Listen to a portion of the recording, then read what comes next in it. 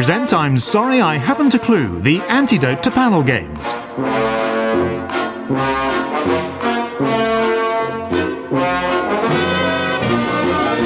At the piano is Colin Sell, and your chairman is Jack D.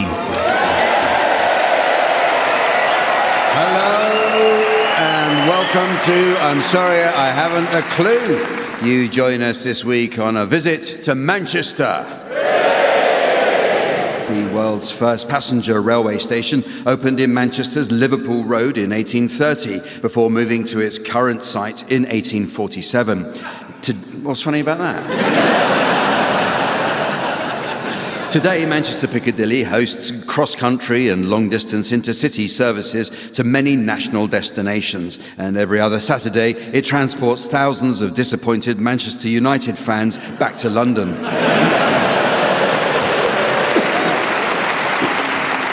This year, Manchester United unveiled plans to build a new stadium next to Old Trafford, costing £2.6 billion, and with a capacity of 100,000, the new stadium has been commended for its ergonomic use of space. For example, the pitch can double as a performance space for concerts, the media hub can double as a high-tech conference space, and the trophy room can double as a broom cupboard.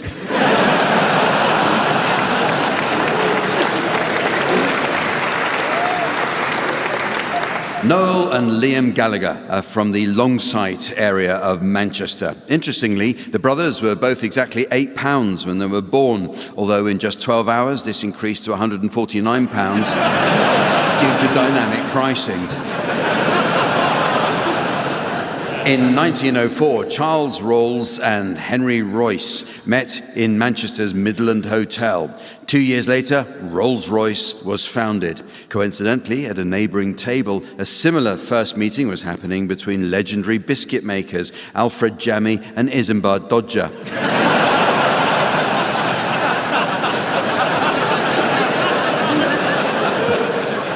Manchester's Bridgewater Hall, from where we are broadcasting today, is home to a magnificent £1.2 million concert organ, which I'm told boasts an extraordinary 76 stops. To find anything with more stops than that, you'd need to catch the Avanti West Coast train to Macclesfield. Let's meet the teams. On my right, please welcome Gary Delaney and Rory Bremner.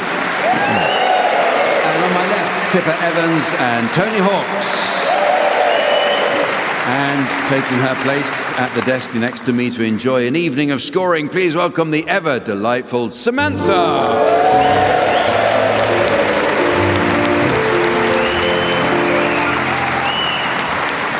Well, we begin this week with a round that's all about films. Hollywood loves making money, so with a new administration in the White House, producers have rebranded several classic movies to appeal to MAGA voters. Amongst the favourites are All the President's Yes Men, The Man Who Knew Too Little, and To Russia With Love. Even the smallest addition can mean a substantial change to a movie. So, teams, in this round, I'd like you please to suggest films likely to be ruined by the simple addition of a letter R to their titles. Rory, you can start this, please. Fantastic Breasts and Where to Find Them. Pippa. Carry On Cramping. Gary. The Lady Varnishes. And Tony. Angela's Rashes. A Fish Called Rwanda. This is an Australian franchise. Rosemary's Barbie. Pirates of the Caribbean. R. Watership Drown. Sorry. Fly Me to the Moron. Time now for a musical round, as I ask the teams to sing one song to the tune of another. Providing piano accompaniment, we have Colin Sell. Incidentally, admirers of heavy rock might be interested to know that Colin has spent the last 18 months playing keyboards in the darkness. What a relief it must be to have those cataracts finally fixed. Okay, start with you. Rory Bremner, I'd like you to sing the words of Common People by Pulp to the tune of George Formby's When I'm Cleaning Windows.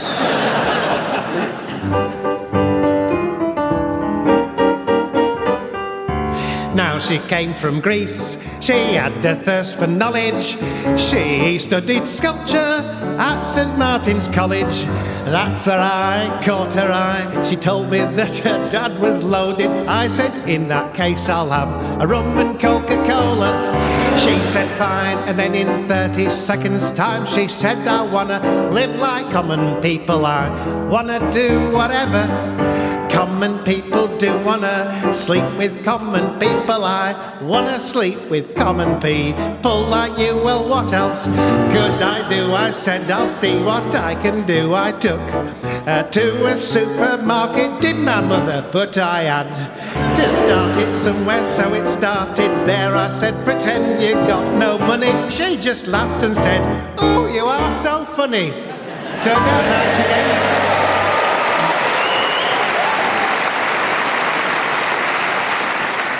You now, Gary Delaney, I'd like you to sing the words of Brown Girl in the Ring by Boney M to the tune of Lou Reed's Perfect Day.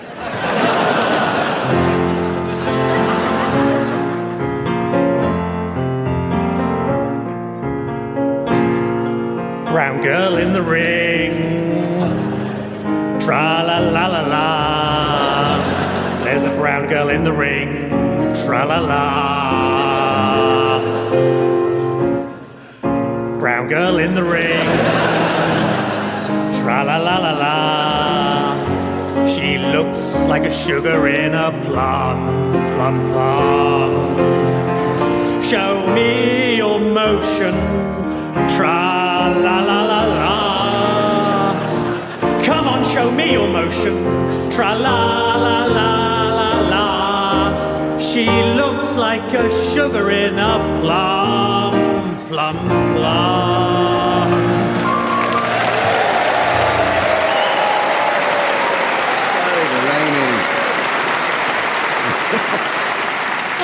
Finally, Bridgewater Hall gets someone who can actually sing. Your turn now, Tony Hawks. I'd like you to sing the words of Guess by Charlie XCX to the tune of Underneath the Arches by Flanagan and Allen.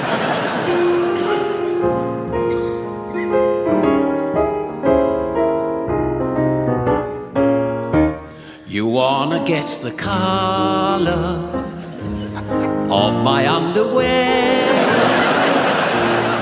You wanna know what I got going on down there? Is it pretty in pink, or is it all see-through? Is it showing off my brand new lower back tattoo? Wanna put them in your mouth, pull them all down south. You wanna turn this shit out. That's what I'm talking about. Try it, bite it, lick it, spit it, pull it to the side and get all up in it.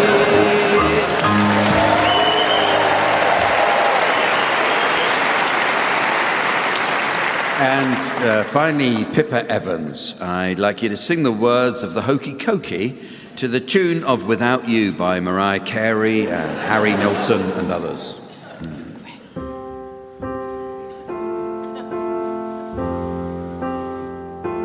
You put your left arm in, you put your left arm out. Inner, shake it all about. You do the hokey cokey and you turn around. That's what it's all about.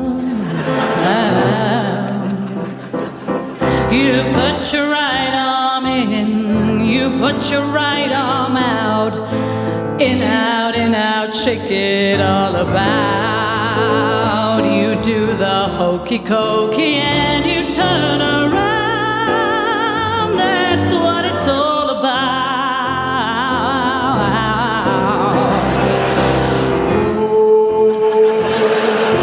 Oh, the hokey cokey. The hokey cokey.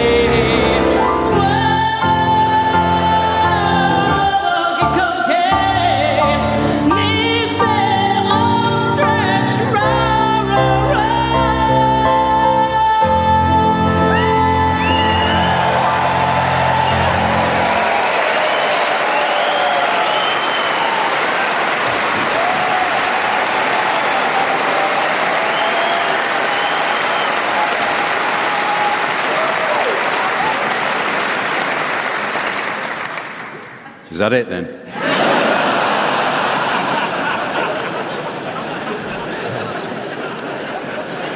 Well, this next round is called I Hear with My Little Ear. And as you may have guessed, it's a radio version of the children's playground favourite, 5-card stud. Right, the teams will hear a series of sounds and it'll be their job to correctly guess what it is they're hearing and begin their answer with the words, I hear with my little ear. So here we go with the first sound, please, Ronson. Who's Ronson? Well, he's our sound effects engineer. Oh, is he the big guy who used to work at Broadcasting House? No, you're thinking of Mike. Ronson's a little lighter.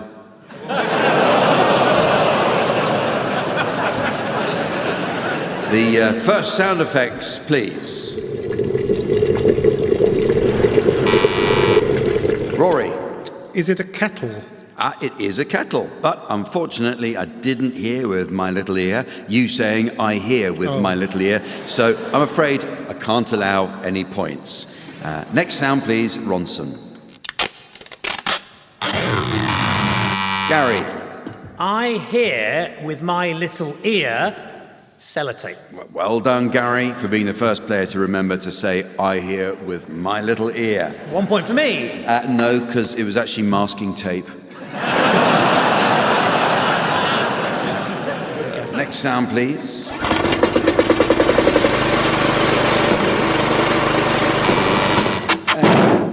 Rory. I hear with my little ear a lawnmower. No, it's not. It's not a lawnmower. It is, in fact, Colin arriving in his car this afternoon. So, on we go. Next sound, please. Rory. I hear with my little ear a bush. Well, obviously, yes, but for the point, I need to know who exactly is in the bush. Okay, can I hear it again? Yeah. Is it Russell? Yes, it is Russell. Well done, Pippa. And I'm sure you did hear that with your little ear. So I'll take that as read. Well done, Pippa. How about this one, Gary? I hear with my little ear. Is it a jaguar? No, it's a leopard. Next one. I hear with my little ear a jaguar. Yes, that is a jaguar, correct. Well done again, Pippa. Really putting the rest of them to shame, aren't you? Well done. How about this one? I hear with my little ear a harp being played. Jack? I said I hear with my little ear the sound of a harp being played. Sorry, I was miles away. Jack, just before you go on, I should have had a wee before I came. I need to go. Can I nip out? No, you can't. Oh, Be bloody hell. professional. All right. Here's another sound effect. Anyone? No? Let's play it again, shall we? Any guesses? Tony, something you want to say? Yeah, I really need a wee, Jack. Come on. I'm sorry, you can't go. Just tie a knot in it. I can tell you that it's actually a mountain spring trickling down a rocky hillside. Trickle, trickle, trickle. Yeah. Right, let's see what we've got for you next. Gary. I hear with my little ear a lion roaring. No. The correct answer is the start of any film made by Metro Goldwyn Mayer.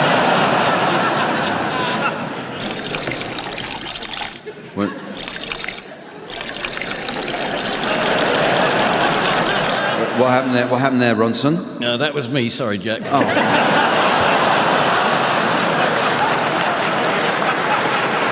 Oh, Tony. Yes, please, Ronson. I hear with my little ear the start of any film made by J. Arthur Rank. Nice try, Pippa. So close. It's actually the gong that tells us it's the end of the game. Well, this next game is all about words.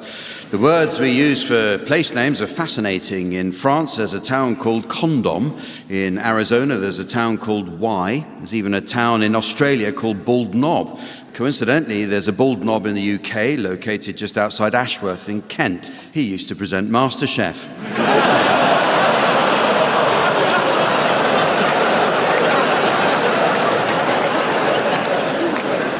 Okay, the teams will now take it in turns to improvise some written correspondence with two players providing one word each at a time. And the subject of your correspondence today will be an issue of concern to the good people of Manchester. So, audience, can I have suggestions, please, of any causes of complaint that have been troubling the local community? A problem... I heard Northern Trains. Is it Northern Trains? Correct, okay. And so who would be responsible for Northern Trains? Is it just the CEO of Northern Trains? Probably no one. Evidently. And what is your name, sir? Rob. Okay. Would you like a job writing? So, I'd like you to start composing a letter of complaint from Rob to the CEO of Northern Trains, and that's from Rory and Gary, and then Pippa and Tony will come up with a reply. So off you go, please, Rory and Gary. Dear, No one. I Am writing with a pen. to Make a furious. complaint. Your Service is crap. frequently. I Am standing crying on the station here waiting for a train.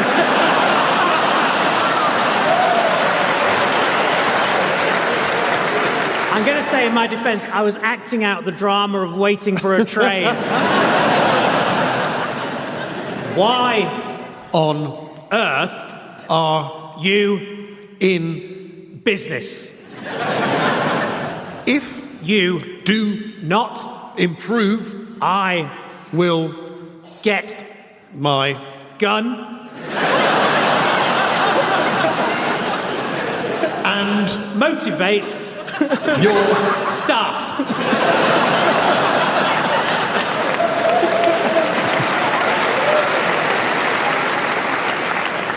yours Apologetically, Rob.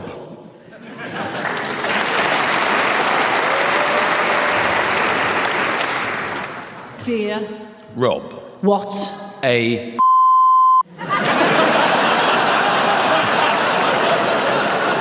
attitude. Bitch, Should you ever write to me like that? again I'll come round your house and get pissed. trains Aren't about moving their about. living. Rob, You threatened me with gun that is against my principles, so I'm replying thus. sorry.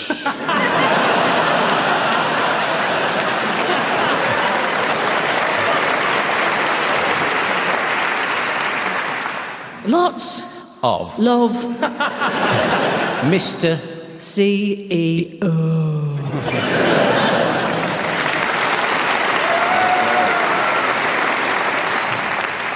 The next game is a musical one entitled Song Stoppers. In this round, panelists from each team will take it in turn to sing the opening line to a series of well-known songs. It's the job of their teammate to answer each opening line in a manner likely to end the song altogether. At the piano, we have Colin Sell.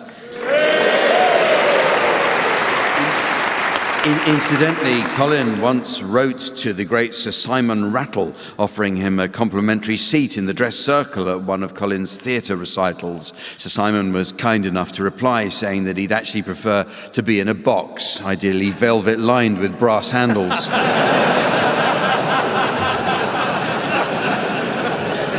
Okay, you can go first. Rory and Gary, can we have your medley of first lines, please? Hello? Is there anybody in there? Yep, I'd give it 5 minutes if I were you.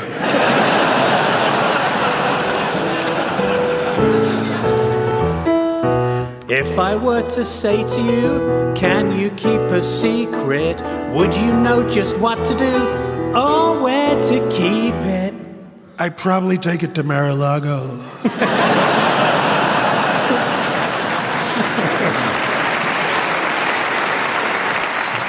Move, bitch! Get out the way! Get out the way, bitch! Get out the way! Move, bitch! Get out the way! Get out the way, bitch! Get out the way!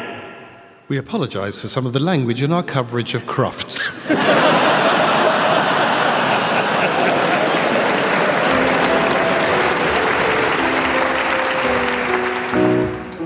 Raindrops on roses and whiskers on kittens, bright copper kettles and warm woolen mittens, brown paper packages tied up with string. I'm putting 25% tariffs on all of those. I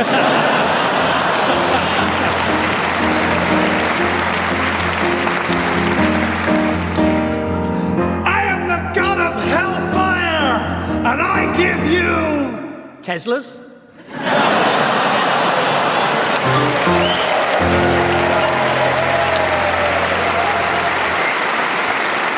Your turn now, Pippa and Tony. Can we have your first line medleys, please? I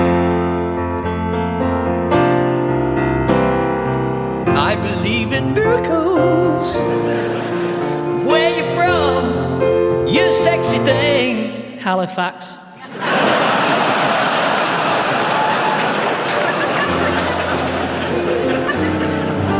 When are you gonna come down? As soon as I find the box with the Christmas lights.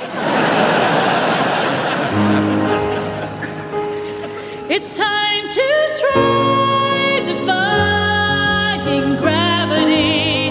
I think I'll try defying gravity. Captain, your microphone's still on.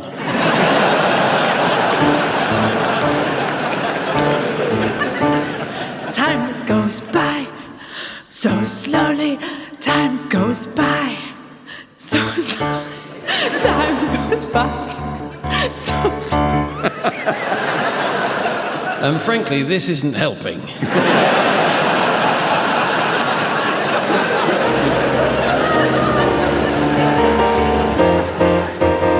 I'm so excited, I just can't hide it. Put it away, Tony.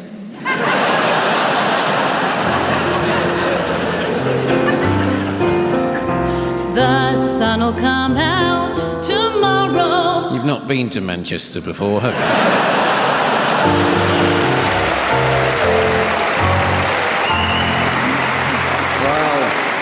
Well, it's very nearly the end of the show. But to honour Manchester as the home of the vegetarian movement in the UK, there is just time to fit in a quick round of Vegetarian Film Club. Incidentally, green-fingered Samantha has her own vegetable garden where each year she cultivates okra from seed with the aid of a gentleman gardener friend. After watching him prick out in the greenhouse, she usually joins him in the raised bed, where after a preparatory fork she plants her lady's fingers in every hole.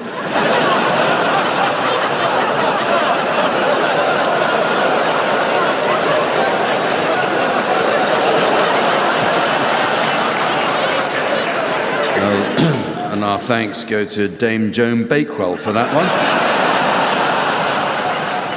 Anyway, in this round, teams, I'd like you please to suggest the titles of films likely to be enjoyed by an audience of vegetarians. Rory, you can start. The Texas Chainsaw Brassica. Pippa. The lamb shank rejection. Gary. Children of the Corn. And Tony. The Last Temptation of Christ, that bacon looks good.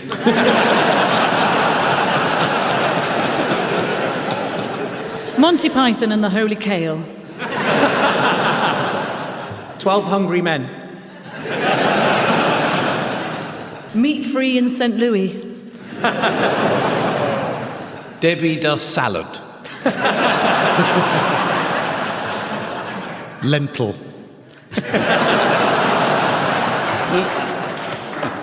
Whatever happened to baby carrots? The Man in the Iron Deficient Mask. Mrs. Sproutfire. Rear Wind. Oh! Tofu Panda. Meet the Fockers.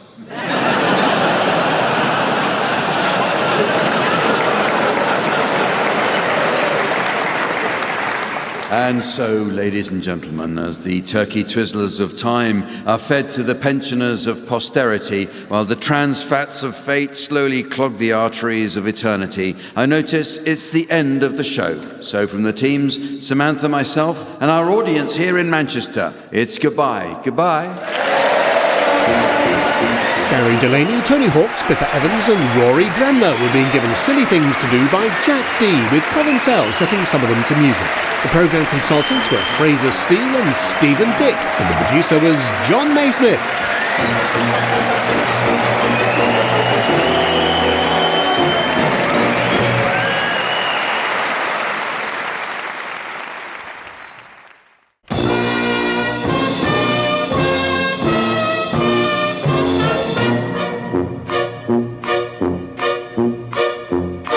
We present I'm Sorry I Haven't a Clue, the antidote to panel games.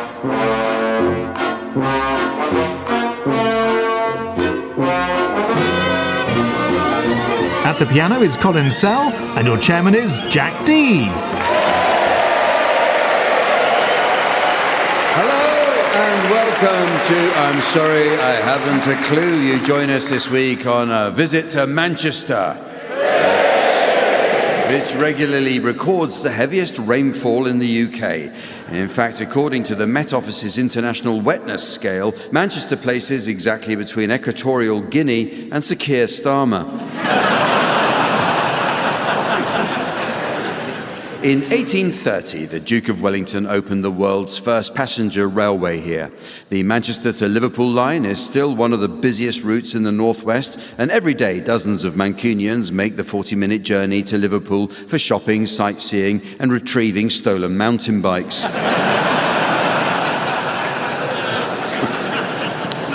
Manchester's famous Curry Mile on the Winslow Road is home to a huge collection of Indian restaurants and takeaways. The Curry Mile is actually only half a mile long. It just feels like a mile when you're desperately trying to make it back to your house in time. It's not for nothing that the area is called Rush Home.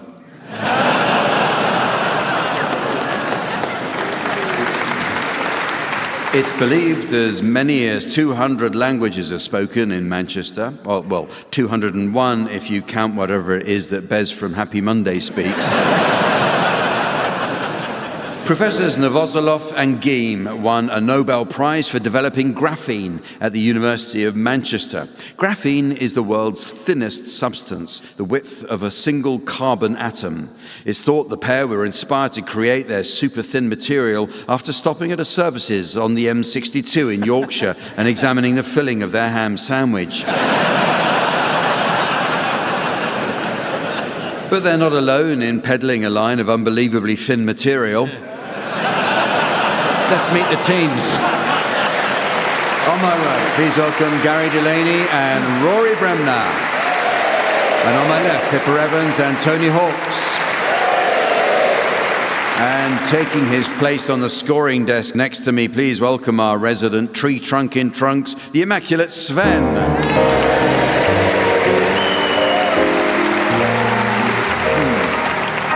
Well, we start this week with some new additions to the Uxbridge English Dictionary. A good dictionary is essential for learning the correct use of similar terms. For example, many don't understand the difference between certain specialist terms, such as belt sander and angle grinder. Well, belt sander refers to a sanding machine that uses an abrasive belt to smooth surfaces, usually wood, whereas angle grinder is a dating app for geometry enthusiasts.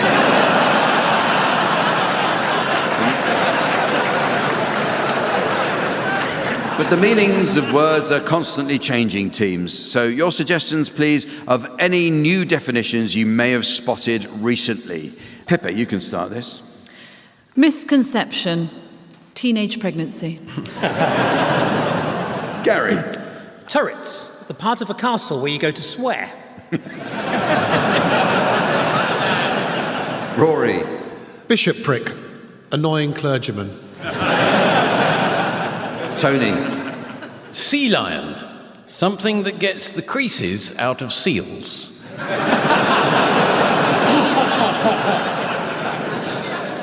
Hippocampus, the part of the brain used to imagine what it would look like if hippos went to university. Netanyahu, an Israeli search engine.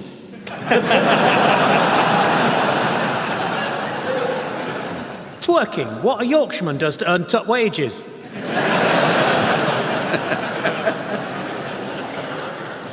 Terse, what a Geordie has at the end of his feet. Jocular. Scottish vampire. Pilot whale, the first ever whale. Tendentious, 5 pairs of false teeth. Simian, a state of semi-arousal caused by watching monkeys have sex.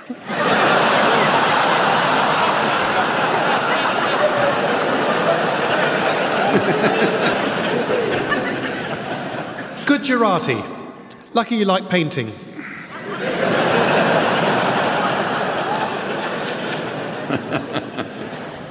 Okay, well, the teams are going to sing along to some well-known songs now in the round called Pick Up Song. In this round, Sven will spin the discs and each of you teams will sing along to your records until Sven turns the music down. If on its return you're within a gnat's crotchet of the original, I'll be awarding points. And points mean a frankly stomach-churning exercise in the denial of independent thought. What do points mean? Yes. And this week's prize is the perfect high-fidelity system for your classic flying car. It's this Chitty Chitty Bang Bang and Olufsen. Gary, you can start, and I'd like you to accompany Manchester band, the Bee Gees, singing Stayin' Alive. Well, you can tell by the way I use my walk, and I'm a woman's man, no time to talk.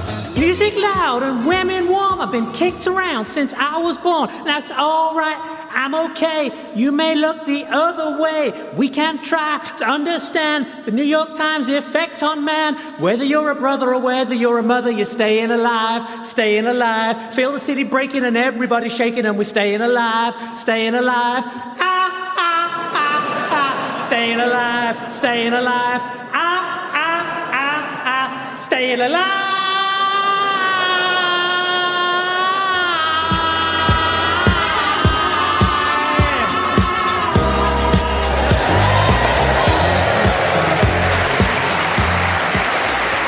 good. Thank you, Gary. Okay, you're next, Rory. I'd like you to accompany Manchester band 10cc. State of fright. I saw 4 faces one night, a brother from the gutter. They looked me up and down a bit and turned to each other.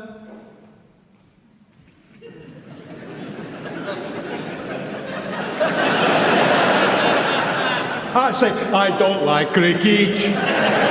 Oh no. I love it. I don't like cricket. Oh no. I love it. Don't you walk through my words, got to show some respect.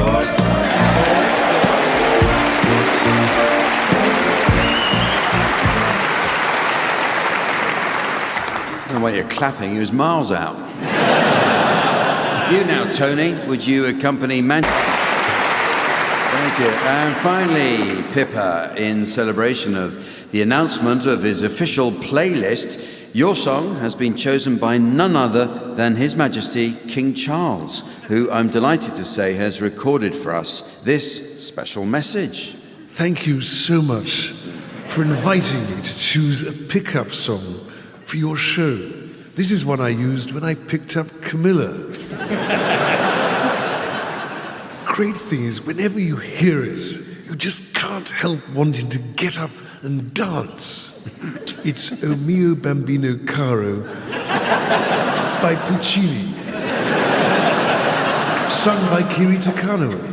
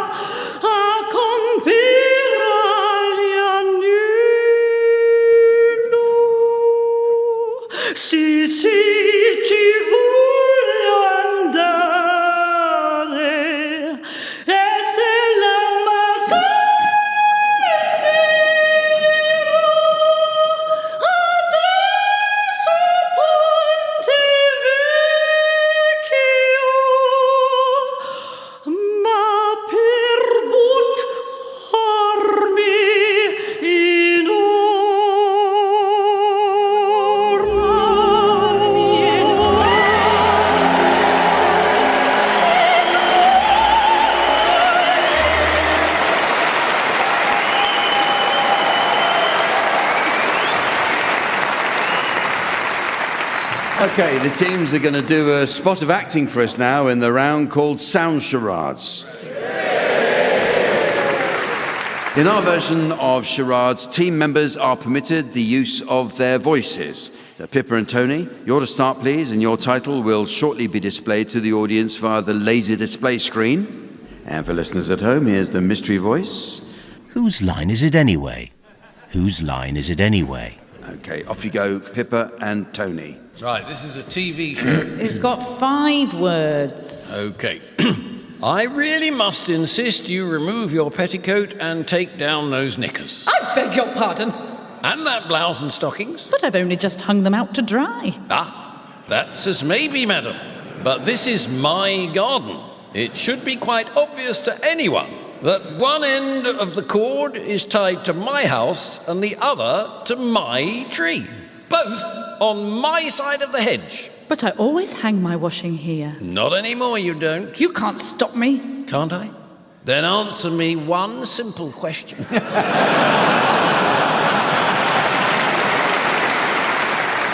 Okay, so obviously it's a line, Yep. and we have to decide whose it is. Whose line is it anyway? Okay, it's your turn, Rory and Gary. Your title is now being exhibited on the laser display board. And here again is the mystery voice for listeners at home. Ice Age. Ice Age. So it's a film, Yeah. and it's 2 words. Film, 2 words. Hey up, Obadiah. You're making your famous stuffing. Aye. I couldn't trouble you for the ingredients, could I? Aye. I assume you must start with an onion. Aye, onion.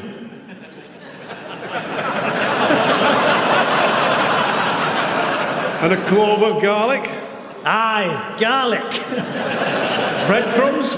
Aye, breadcrumbs. And maybe an egg to bind it. Aye, egg. And finally, sage. Aye.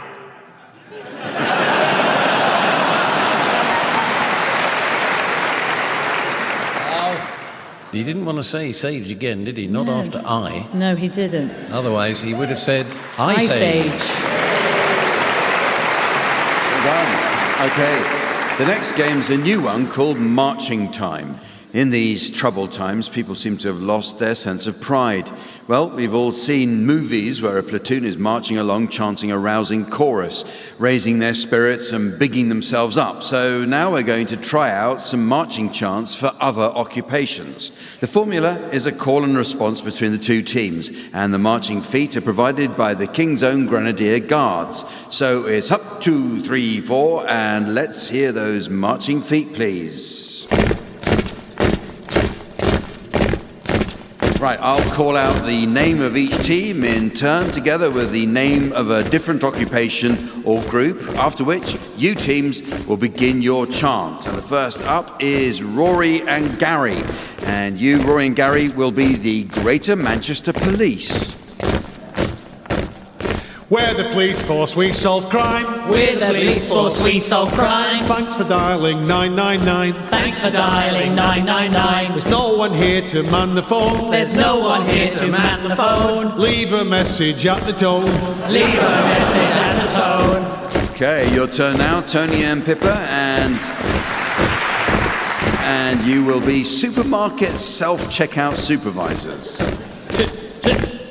Standing watching all of you. Standing watching all of you. Scan every other item through. Scan every other item through. To stop you stealing, I'll get tough. To stop you stealing, I'll get tough. I don't get paid enough. I don't get paid enough.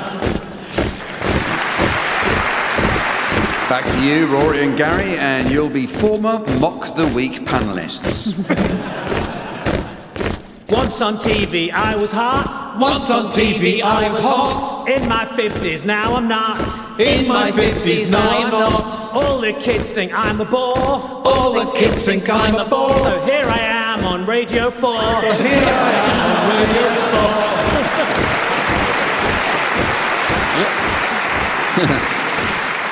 4. You now, Tony and Pippa, and you are gentle parents. 1, 2, 3, 4. Gentle parenting's the way. Gentle parenting's the way. Never shouting, not today. Never shouting, not today. Though I discipline with grace. Though I discipline with grace. I want to punch them in the face.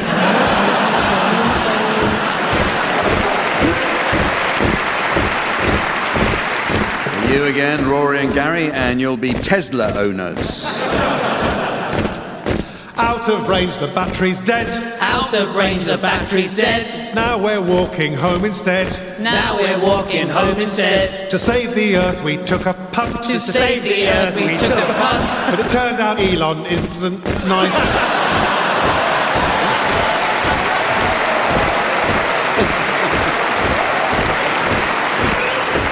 And finally, Tony and Pippa, you are proctologists. We look at your rectal issues. We look at your rectal issues. We've got loads of lube and tissues. We've got loads of lube and tissues. If it hurts, please be aware. If it hurts, please be aware. I may have left my watch up there. I may have left my watch up there.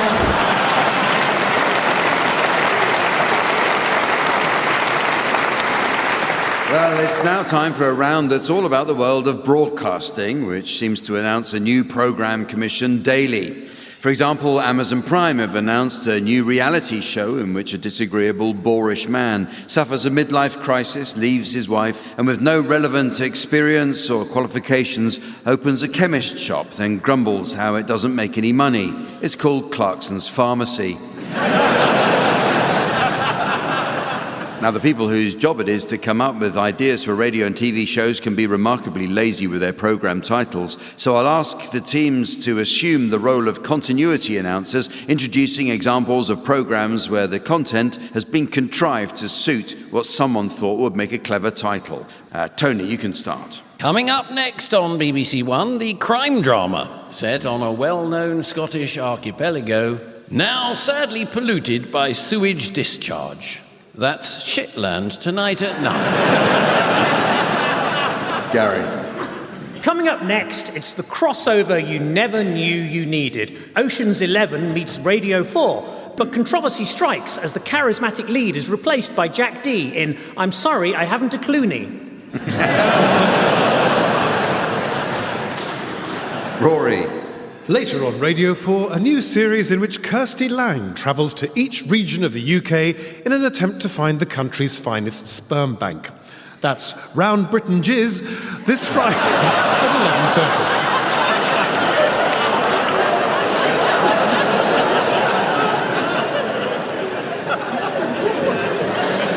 11:30. On ITV at 8 o'clock, mystery guests sing songs while wearing elaborate masks before a celebrity jury attempts to guess which is the least attractive. That's The Masked Minger at 8 o'clock.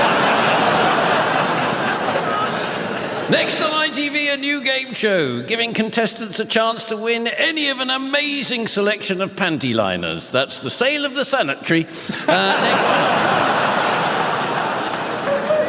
Coming up next, Chris Hemsworth is back in the Marvel crossover that's also a sequel to Frozen. Thor! A fantasy epic on BBC Now with a tale spanning multiple worlds in which a threatening godlike figure suffers several bouts of sexually transmitted infections. That's His Dark Venereals, BBC.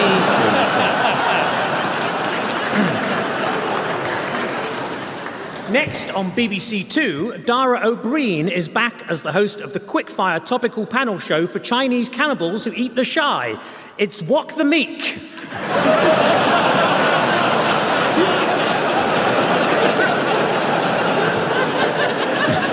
And you can hear the footsteps of me going all round the houses to get to that one. Well, it's now time to play a game called Exam or Bedroom. We all know the secret to exam success is intensive preparation, be it a driving test or a maths exam. Our own Rory Bremner was telling us only last week how he sailed through a recent test. He emerged exhausted but triumphant from his rigorous prostate exam, albeit after 24 hours of intensive cramming. Well, teams, in this round, I'd like you to come up with phrases that might be suitable to use both in the bedroom and during an exam. You can start, Gary. Turn over now, please.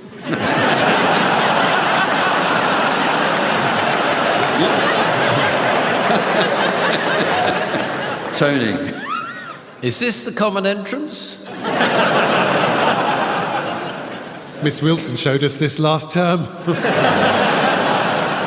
Excuse me, when I'm finished, I'm allowed 15 minutes on my own.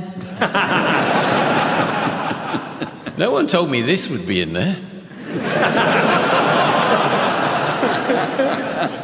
Can I put my hand up? If you're feeling nervous, just remember that many, many people have gone before you. Remember, no going to the toilet halfway through. There was a lot to take in, but somehow I managed it.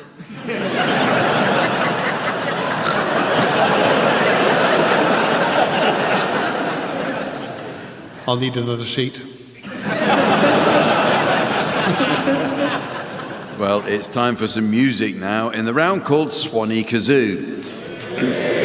This is the round where the teams duet to combine the ambrosial whisper of the Swanee whistle with the bronchial burp of the kazoo.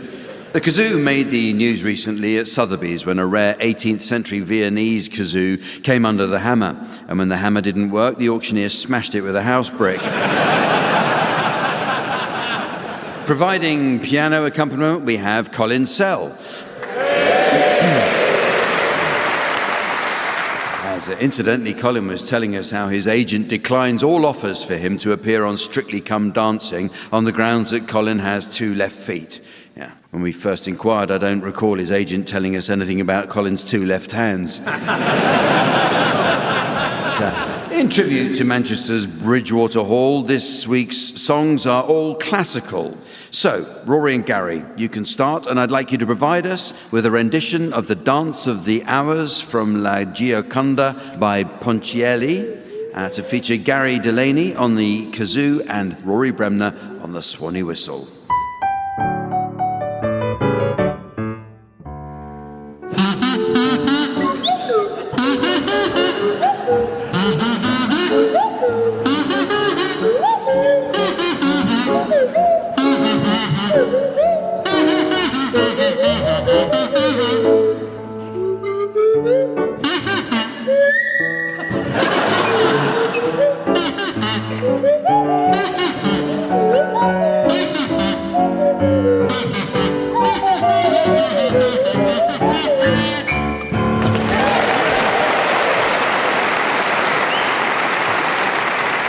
You now, Tony and Pippa, I'd like you to provide us with a rendition of the Pizzicato Polka from Sylvia by Delib, to feature Tony Hawks on the kazoo and Pippa Evans on the Swanee whistle.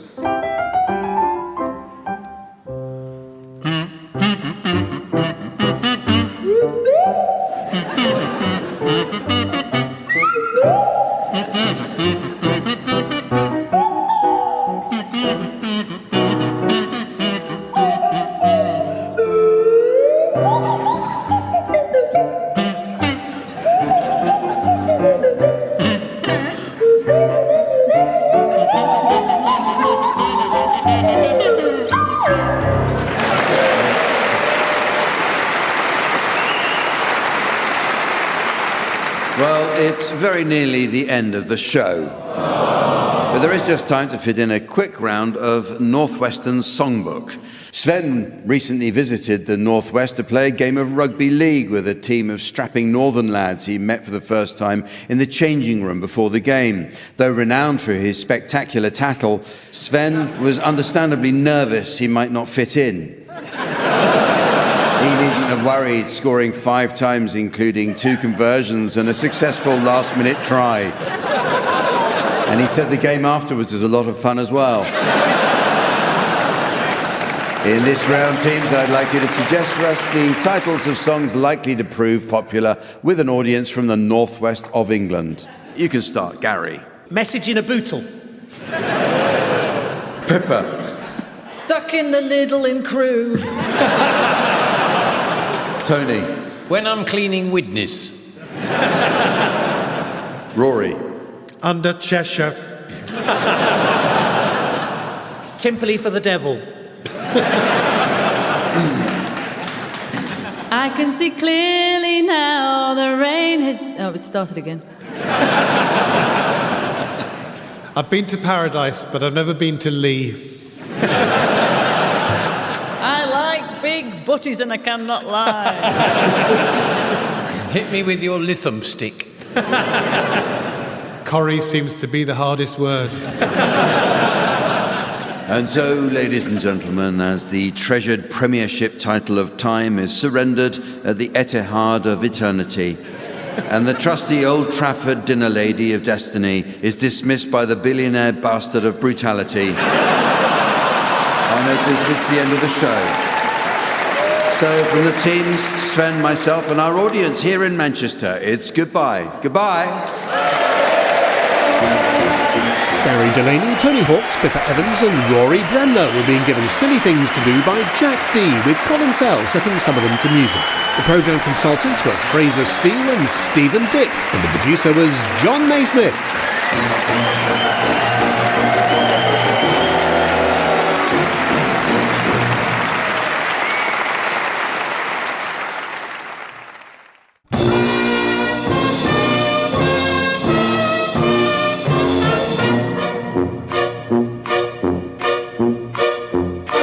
We present I'm Sorry I Haven't a Clue, the antidote to panel games.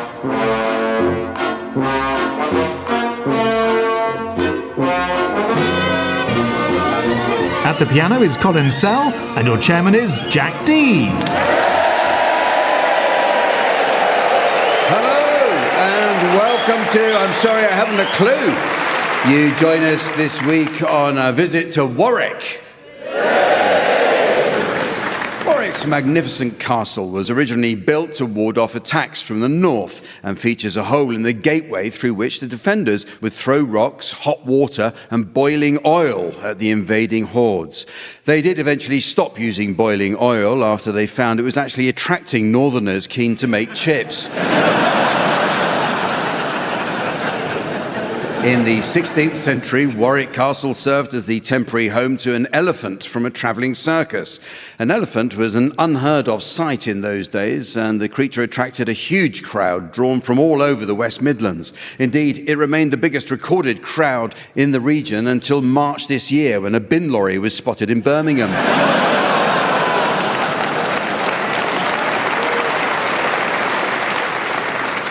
Warwick's Market Hall Museum boasts a live observation beehive where you can actually see the drones and workers making honey. There's even a section where visitors can sit and watch the Queen as she sleeps, known as the Michael Fagan experience.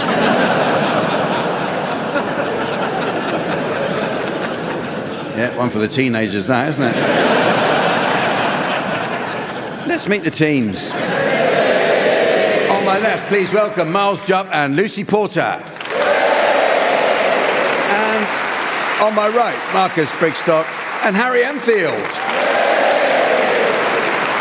And taking her place at the desk next to me to enjoy an evening of scoring, please welcome the ever delightful Samantha.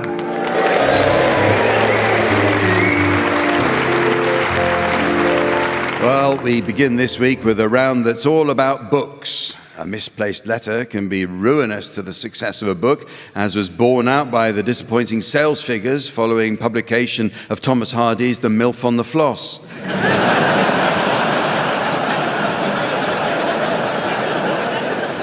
And similar is true for the authors themselves. So, teams, in this round, I'd like you, please, to suggest the names of certain well-known authors for whom the simple change of a single letter would have proved ruinous.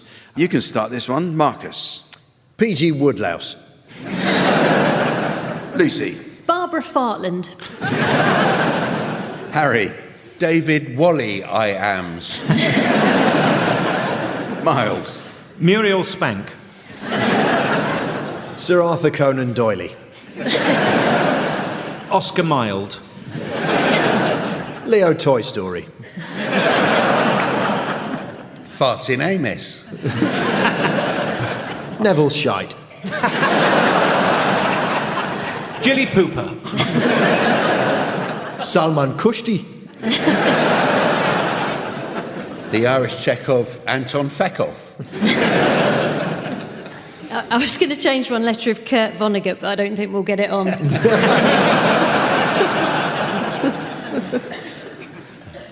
Did you have another one? Yes. You can go for it then, go. Terry Batshit.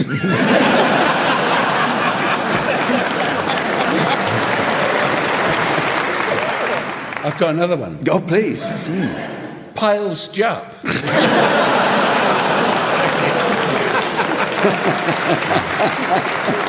I've got another one. You go. Go. Jack Wee. Well, this next round is called Word for Word, and it's all about words.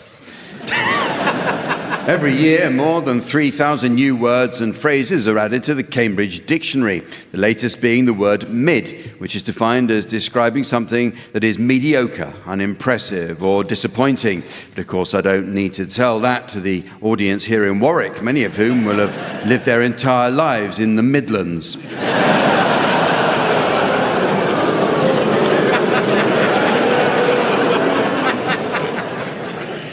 Miles is laughing and he wrote it.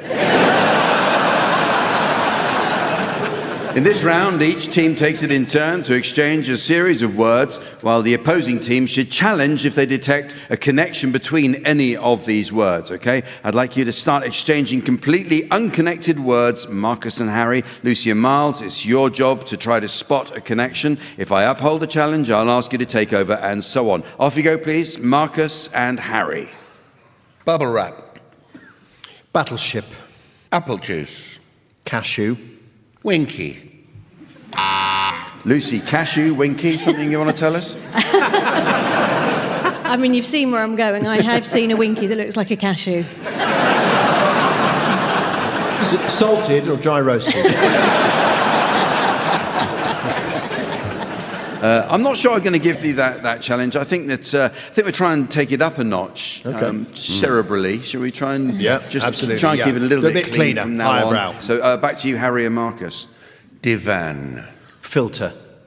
Honky tonks. Solid. Curtain rod.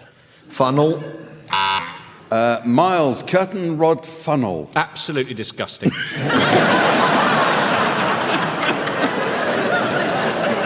Would you like to explain why? I don't think it needs explaining, Jack. You're probably right. Well, I'll on this occasion, I will accept that the challenge of curtain rod and funnel. Back to you, Miles and Lucy. Cottage. Whip it. Threat. Marcus, what was 2 words was that? Threat and whip it. I mean, I went to boarding school, so those 2 words are firmly linked in my mind. It was sort of constant threat from the lower 5th. Yeah. Please be careful not to trigger other panelists while you're playing this game. I'm surprised Miles could get the words out, to be honest.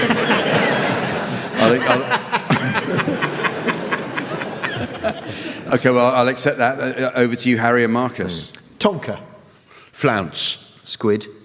Biro. Cartwheel. Trans-Siberian.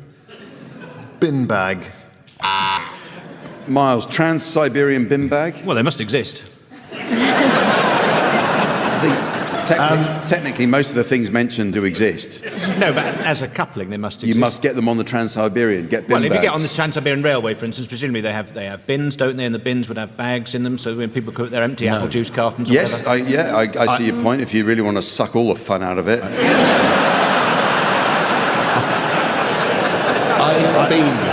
I've been on the Trans-Siberian Railway. And can you attest? There were no bin bags. No bin bags. I don't want to turn on my own teammate here, but we don't say that anymore. You just say Siberian.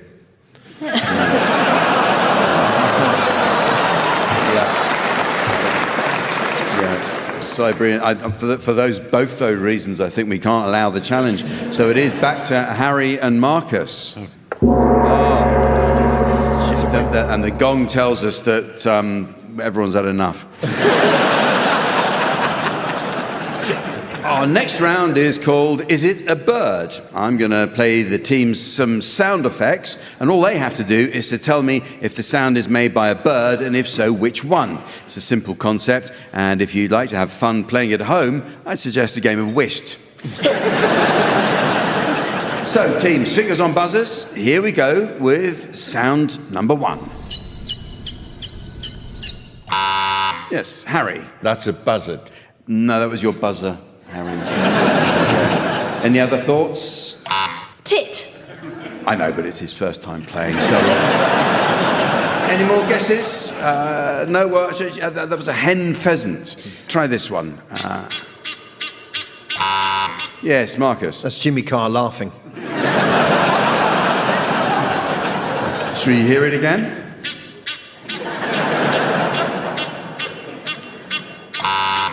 Lucy? That's a bird, and I think it's reversing. Well spotted, Lucy. It's actually an Egyptian goose, not to be confused with a Canada goose, which of course is an overpriced anorak. How about this one?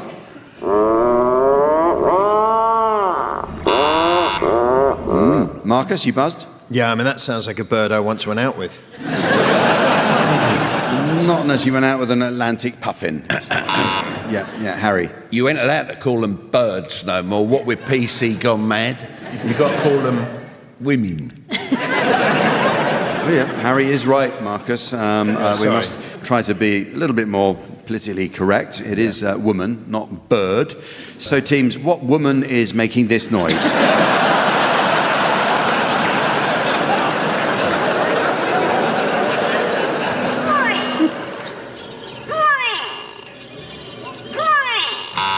Yes, Marcus. Well, that sounds like the wife. It was actually the grey go-away bird. See, told you. Jack, could I have a turn? Yeah, very well, Miles.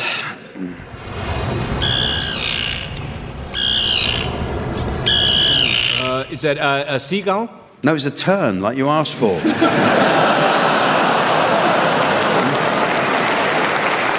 Okay. How about this one? Николай, борьба славянских народов за свое существование и свою независимость. Lucy. It sounds Russian. I'm going to say it's not a bird. Well, you're wrong. It's a starling.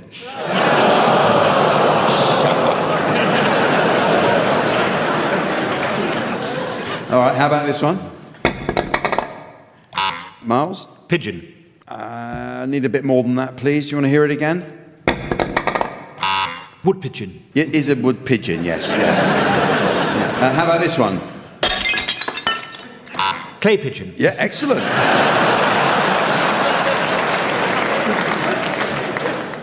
What about these?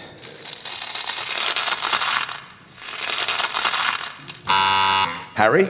I think those are corn crakes. Yeah, easy mistake. They're actually Frosties. So here's a tricky one. Listen to this.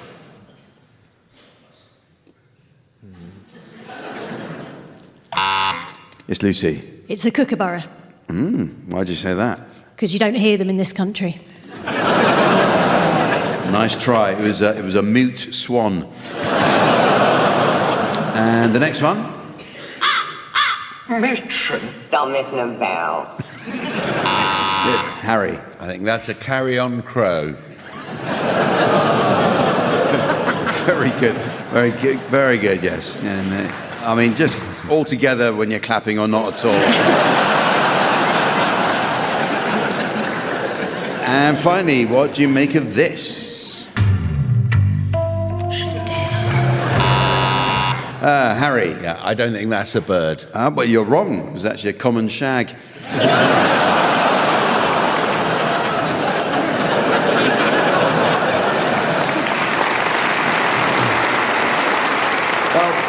This next round is called The Symptoms, and it's all about the world of medicine.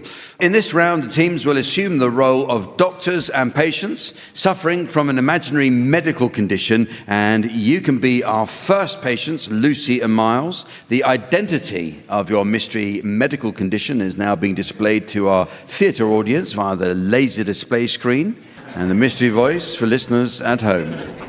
Lucy and Miles think they're light bulbs. Lucy and Miles think they're light bulbs. Off you go, please, Lucy and Miles. Do come in. Thanks so much for seeing How us. are you? Well... You're looking well. How are your stools? They are relentless. Well, firstly, doctors, I've been a bit off and on lately. I'm very low energy.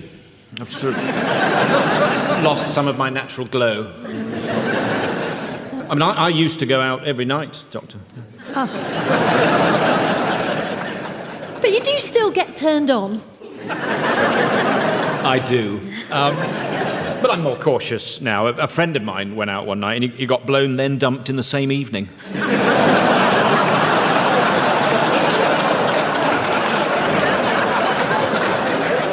Oh, no, he must have been shattered.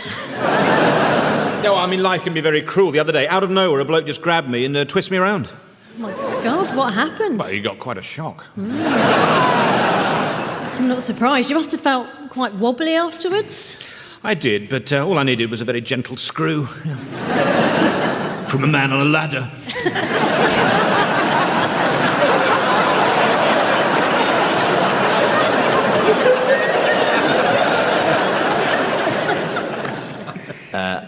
Dr. Enfield, it is my considered opinion that our patients believe themselves to be light bulbs. I agree.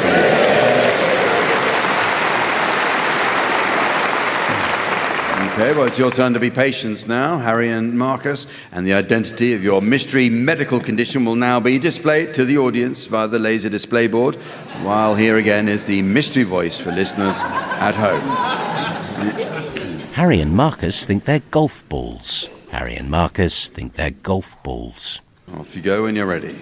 Do come in, do come in. Thank you. You actually look very well. You've got lovely rosy cheeks. Well, actually, to be honest, doctors, we're both feeling a little under par. Yeah. I think it may be our diet. For me, it's far too many chips. I'm more of a wedges man. Yeah, that's right. And I'm sorry to say, we both suffered several strokes. It's a shame. Things have been going so well. Yeah, we were taken clubbing by these chaps. Yeah. Great bunch of lads, very sexually liberated. I think all of them swung both ways. We were invited to take part in our first foursome, weren't we? Yes, we were. It was foursomes only that day, I believe. I don't think I'd ever seen so many members out in the fresh air. Hell of a sight, beautiful. It certainly was a wild day out. I was blown everywhere. Yes. And of course, you usually enjoy a bit of rough, don't you? Yes, indeed I do. But I tell you, after the 18th hole, I was completely shattered. I think you both suffer from appalling golf. Is that right? Golf? Specific. You think you are golfers, golf balls, golf bags? Yeah, golf balls. Well, the next round is all about the world of broadcasting. As the population ages, terrestrial UK broadcasters are increasingly focusing their output on the older generation. But to survive into the future, all broadcasters are acutely conscious of the need to attract the young. With this in mind, teams, I'd like you to suggest continuity announcements for certain radio and TV programmes that you think might make the shows more appealing to our country's youth. You can start this one, please, Marcus. Sugar Puffs, Shreddies, Crunchy Nut Cornflakes. One of them bad boys is going to be this week's classic cereal. Harry. Stay tuned for man's top tips for picking up chicks. That's farming today, next on Radio 4.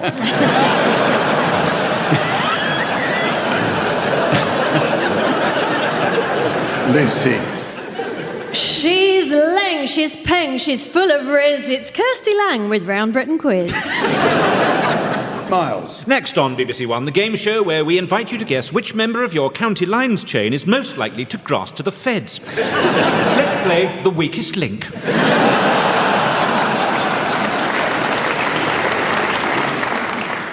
Oh, my days. Somebody shanked these bloods in the arse. Now they got dead ringers.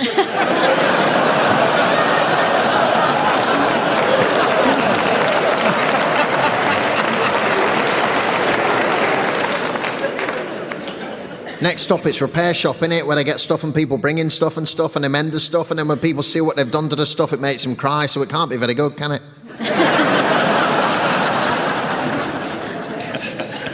You got strong weeds? Don't worry about it, gardeners. Question time next. Don't miss the new drama on Channel 5, where everything that's massive or whatever, that's all creatures great and small. Wake up, youth listeners. Right, time to wake up, because it's PM with Evan Davis.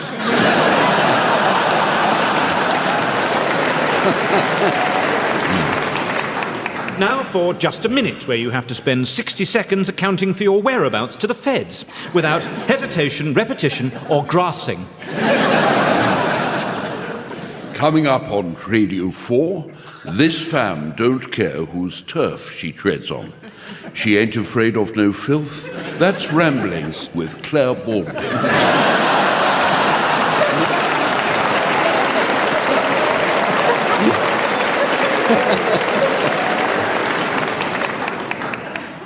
And now on Radio 4, a special youth edition of the Shipping Forecast.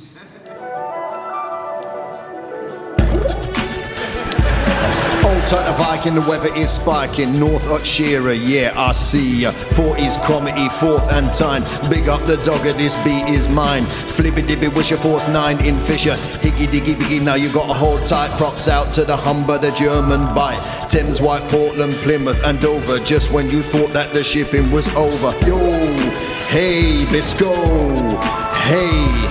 You better get ready, coming up like Monday. Trafalgar, Fitzroy, Seoul and Lundy. Fastnet, Irish, Shannon and Rockall. Sorry you don't get your forecast cause I don't know f***all.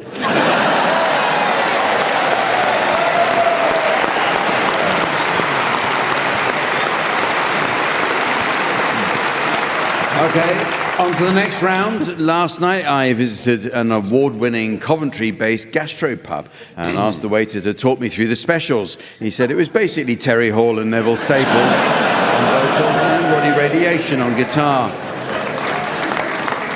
Which puts me in mind of a musical round called Song Stoppers. In this round, panelists from each team will take it in turn to sing the opening line to a series of well-known songs. It's the job of their teammate to answer each opening line in a manner likely to end the song altogether. At the piano, we have Colin Sell. Incidentally, Colin was recently mentioned in a very positive review from a music critic who revealed how at Colin's last gig he was given the best seat in the house in the Indian restaurant next door. Okay, you can go first, please, Lucy and Miles. Can we have your medley of first lines now?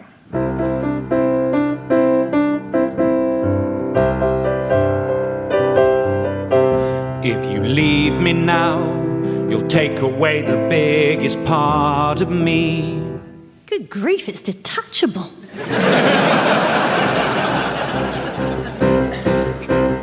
Ooh, ah, just a little bit. Ooh, ah, a little bit more. Ooh, ah, just a little bit. I cannot believe it takes you this long to parallel park.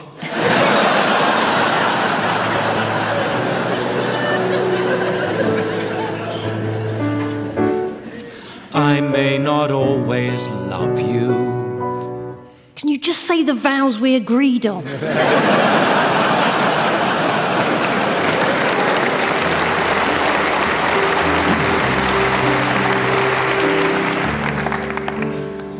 Would you dance if I asked you to dance? Would you run and never look back? Would you cry if you saw me crying? Would you save my soul tonight? Hand on heart, probably not.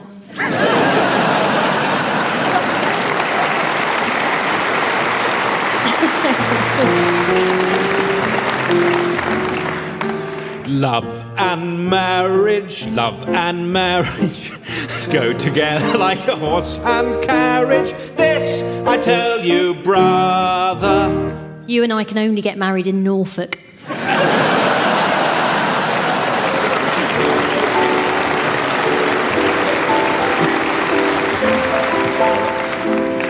You know I can't smile without you.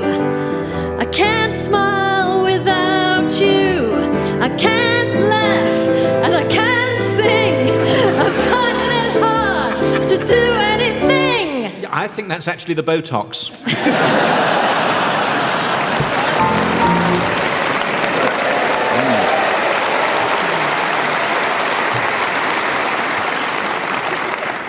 It's your turn now, Harry and Marcus. Can we have your first line medley, please?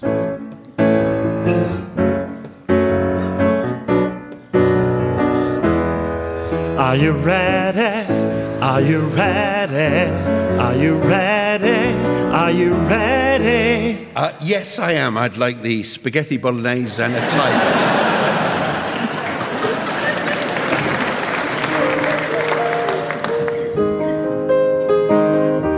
It's a little bit funny. Tesla stocks continued their slump today.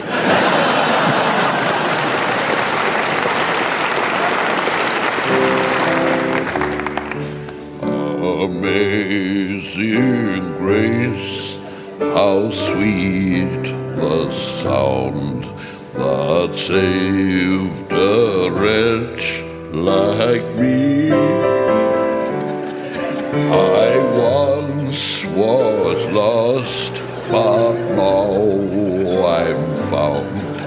Was blind, but now I see. And this is why the government have had to cut your disability benefit.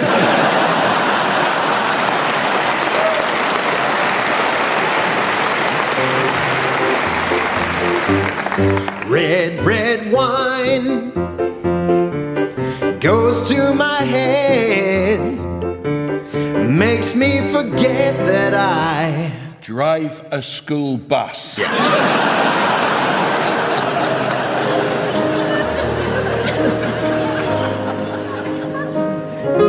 It won't be easy, you'll think it's strange. Well, all right, but plenty of lube.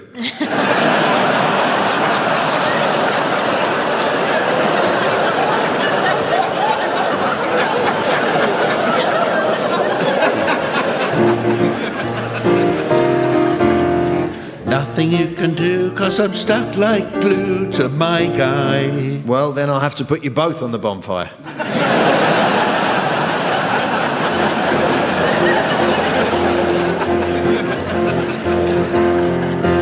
Loving you isn't the right thing to do.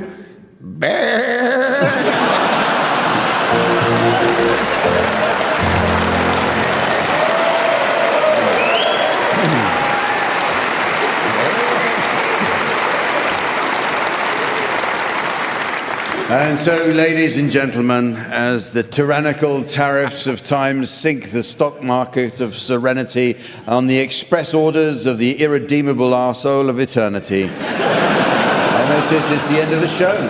So from the team, Samantha, myself, and our audience here in Warwick, it's goodbye. Goodbye. Miles Jupp, Marcus Brigstock, Lucy Porter and Harry Enfield have been given silly things to do by Jack D, with Colin Sells setting some of them to music. The programme consultants were Fraser Steele and Stephen Dick, and the producer was John Naismith.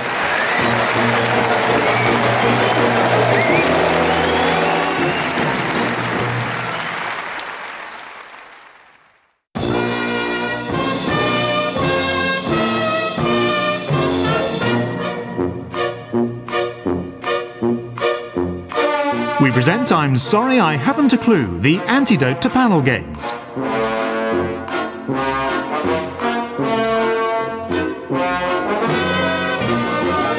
At the piano is Colin Sell, and your chairman is Jack D. Hello and welcome to I'm Sorry I Haven't a Clue. You join us this week on a visit to the historic West Midlands town of Warwick. Best known for coming third in Google searches after singer Dion and that bloke who played an Ewok in Star Wars. The first of many blue coat schools was founded in nearby Coventry in 1714, so called because the children wore blue uniforms to lessons where they learned English and arithmetic. Across the street was a rival school where the children wore red coats and learned how to run a knobbly knees competition. Considered to be the father of British ventriloquism, Francis Coudrill was born in Warwick in 1913. On his death in 1989, over 1,500 local residents queued at the local Chapel of Remembrance to see Coudrill lying in his gocks.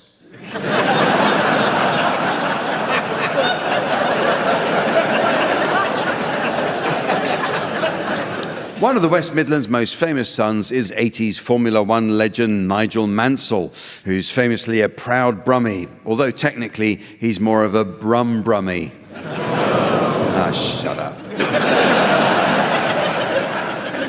Warwick's Market Hall Museum boasts a fabulous collection of historical items, the star attraction being the 500,000-year-old skeleton of a giant deer, which once roamed locally. In fact, deer still thrive in this area, so much so that Warwickshire Council has funded several large culls of aged bucks and stags in the parks of Stoneleigh, Charlecote and Arden Forest. In fact, according to official records, last year Warwickshire Council finished off more old dears than Harold Shipman.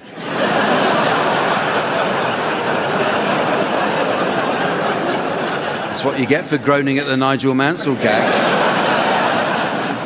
Let's meet the teams. On my left, please welcome Miles Jubb and Lucy Porter. And on my right, Marcus Brigstock and Harry Enfield. And taking his place on the scoring desk next to me, please welcome our resident tree trunk in trunks, the immaculate Sven.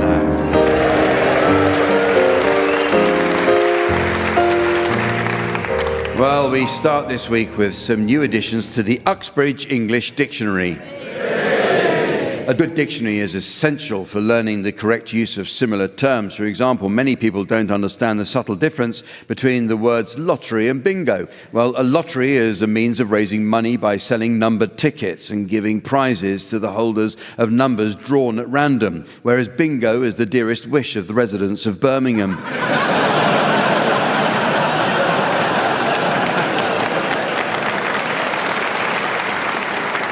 But the meanings of words are constantly changing, teams, so your suggestions, please, of any new definitions you may have spotted recently. Lucy, you can start. Lambasted, a nasty little sheep.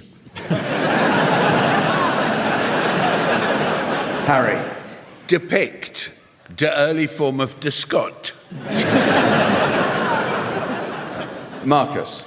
Kindle, what South Africans put on a birthday cake. Miles. Poodle. Like a Kindle, but for when you're on the lavatory. Deerstalker, how to begin a restraining order.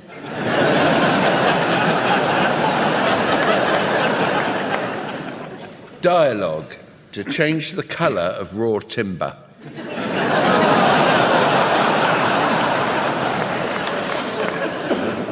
Intertwine, a Yorkshire sommelier.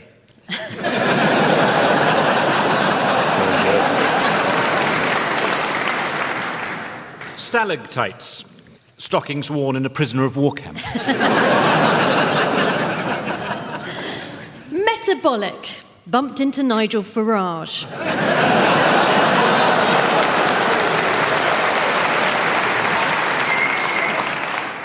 Cocteau twins, siblings whose transplant surgery went horribly wrong.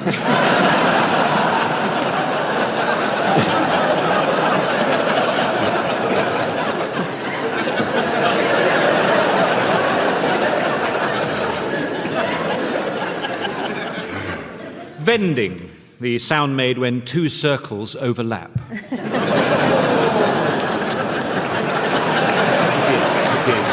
I know. Fiddle-dee-dee, Jack's code name at HMRC.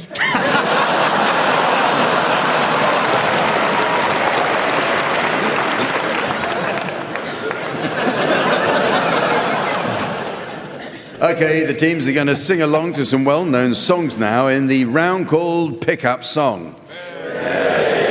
These days, rare vinyl fetches a fortune at auction. The holy grail for collectors is Amy Winehouse's anti-Saudi Arabia protest single. They tried to make me go to Riyadh, but I said no, no, no. In this round, Sven will spin the discs, and each of you will sing along to your discs until Sven turns the music down. If on its return you're within a gnat's crotchet of the original, I'll be awarding points. And points mean a frankly sickening denial of free will.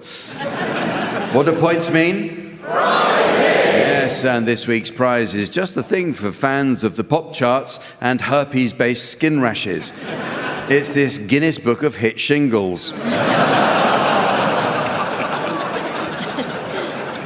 Lucy Porter, you're to start, and I'd like you to accompany Coventry band Selector singing On My Radio.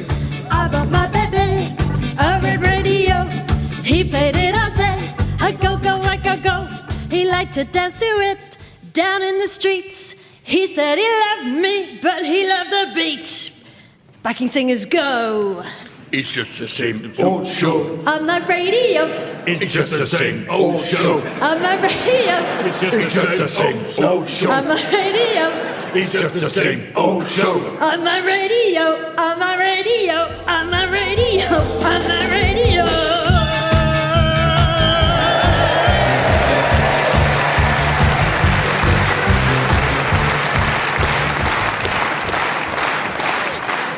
Well, we all know what a slow hand clap means, don't we, Lucy? Your turn now, Marcus Brigstock. Would you please accompany Birmingham band Fine Young Cannibals, singing She Drives Me Crazy? I can't stop the way I feel. Things you do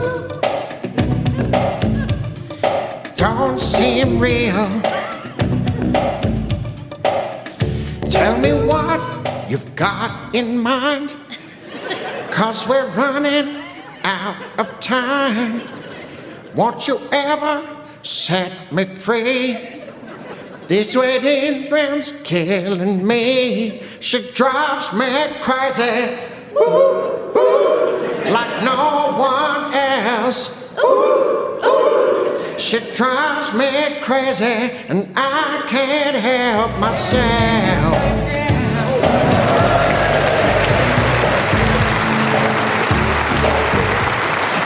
Thank you, Marcus, for doing the Fine Young Cannibals. When did they team up with Bee Gees? It's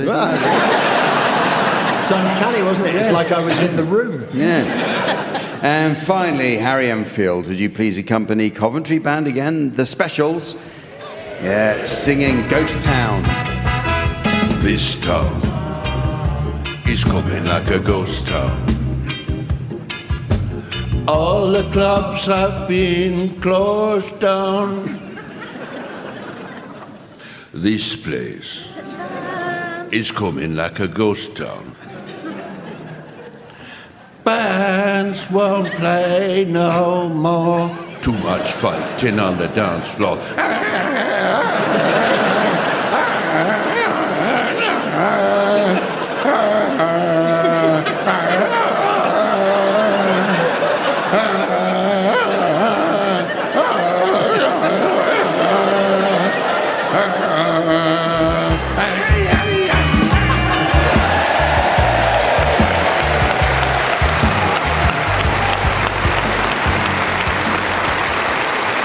Well, if your radio hasn't been attacked by your dog, that was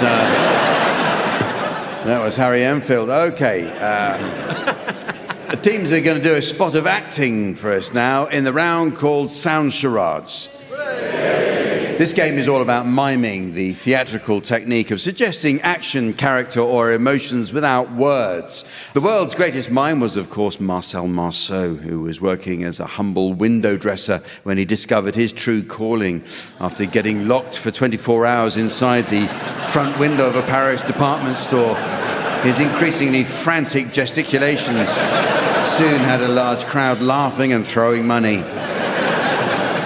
In our version of charades, team members are permitted to use their voices. So, Marcus and Harry, you are to start, please, and your title will shortly be displayed to the audience via the laser display screen. And for listeners at home, here's the mystery voice. Ludwig. Ludwig.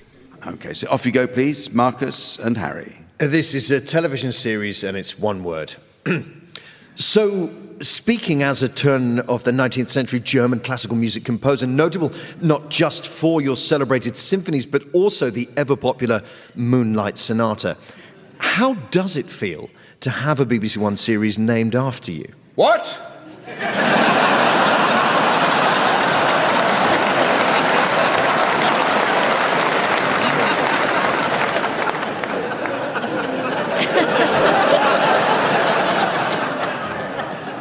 Gosh, so one name. It's one name. Does it star someone who hosts another Radio 4 panel show? Ludwig. Cool. Ludwig. Okay, your turn, Lucy and Miles, and your title is now being exhibited on the laser display board. And here again is the mystery voice for listeners at home. Pan's Labyrinth. Pan's Labyrinth. So this is a film, and it's 2 words. Mm-hmm. Excuse me, could you point me to the Le Creuset?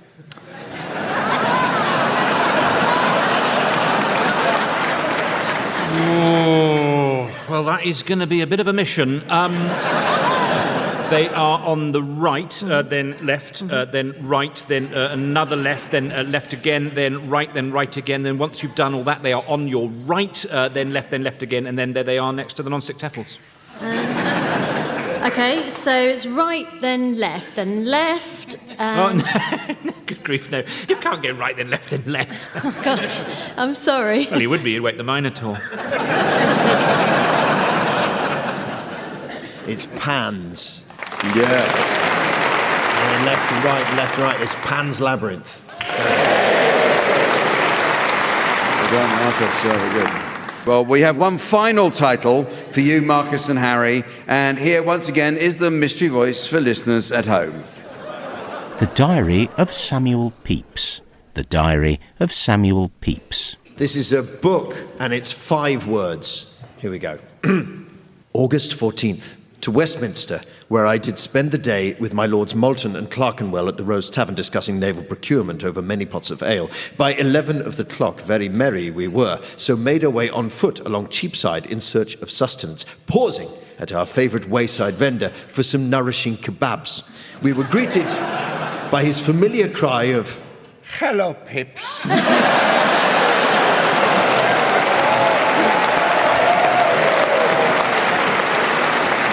before eating heartily and thence to bed. I think it is the Diary of Samuel Loads of Money. Yeah,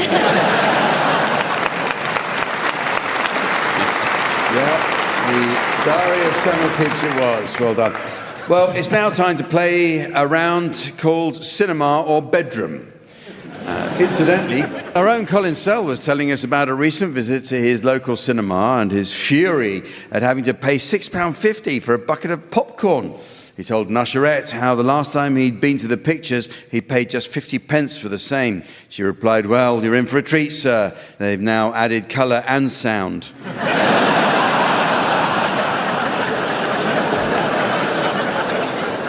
Teams, in this round, I'd like you please to come up with phrases that might be heard both in the bedroom and at the cinema. So, Marcus, you can start. Last time I saw this, it had Charlton Heston in it. Lucy. I'll need you to shine a torch so I can see where I'll be sitting. Harry. Scared, Potter.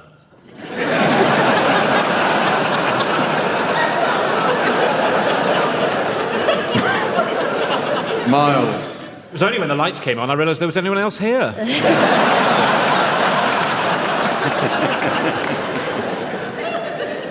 Oh, look at that. A cup holder.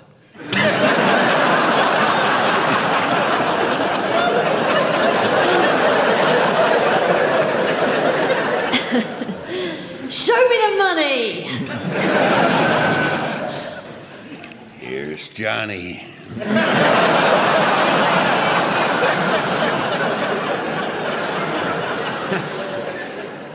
I think we should still play the national anthem before the start.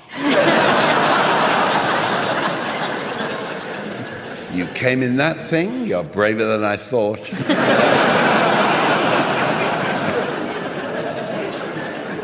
This is Gold Leader. I'm going in. Prepare for ramming speed.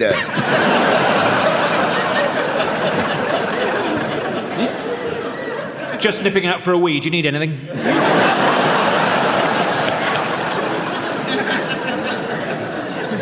When I came with my last boyfriend, he always used to splash out on the pick and mix.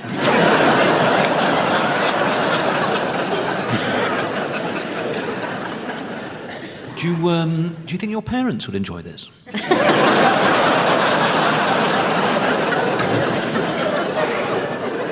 We did it, Sam. We destroyed the ring.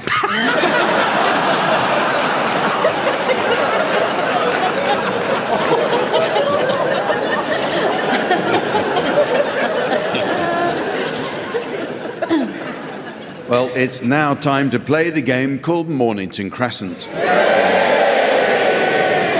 First, I notice our hallway has been carpet bombed by a letter.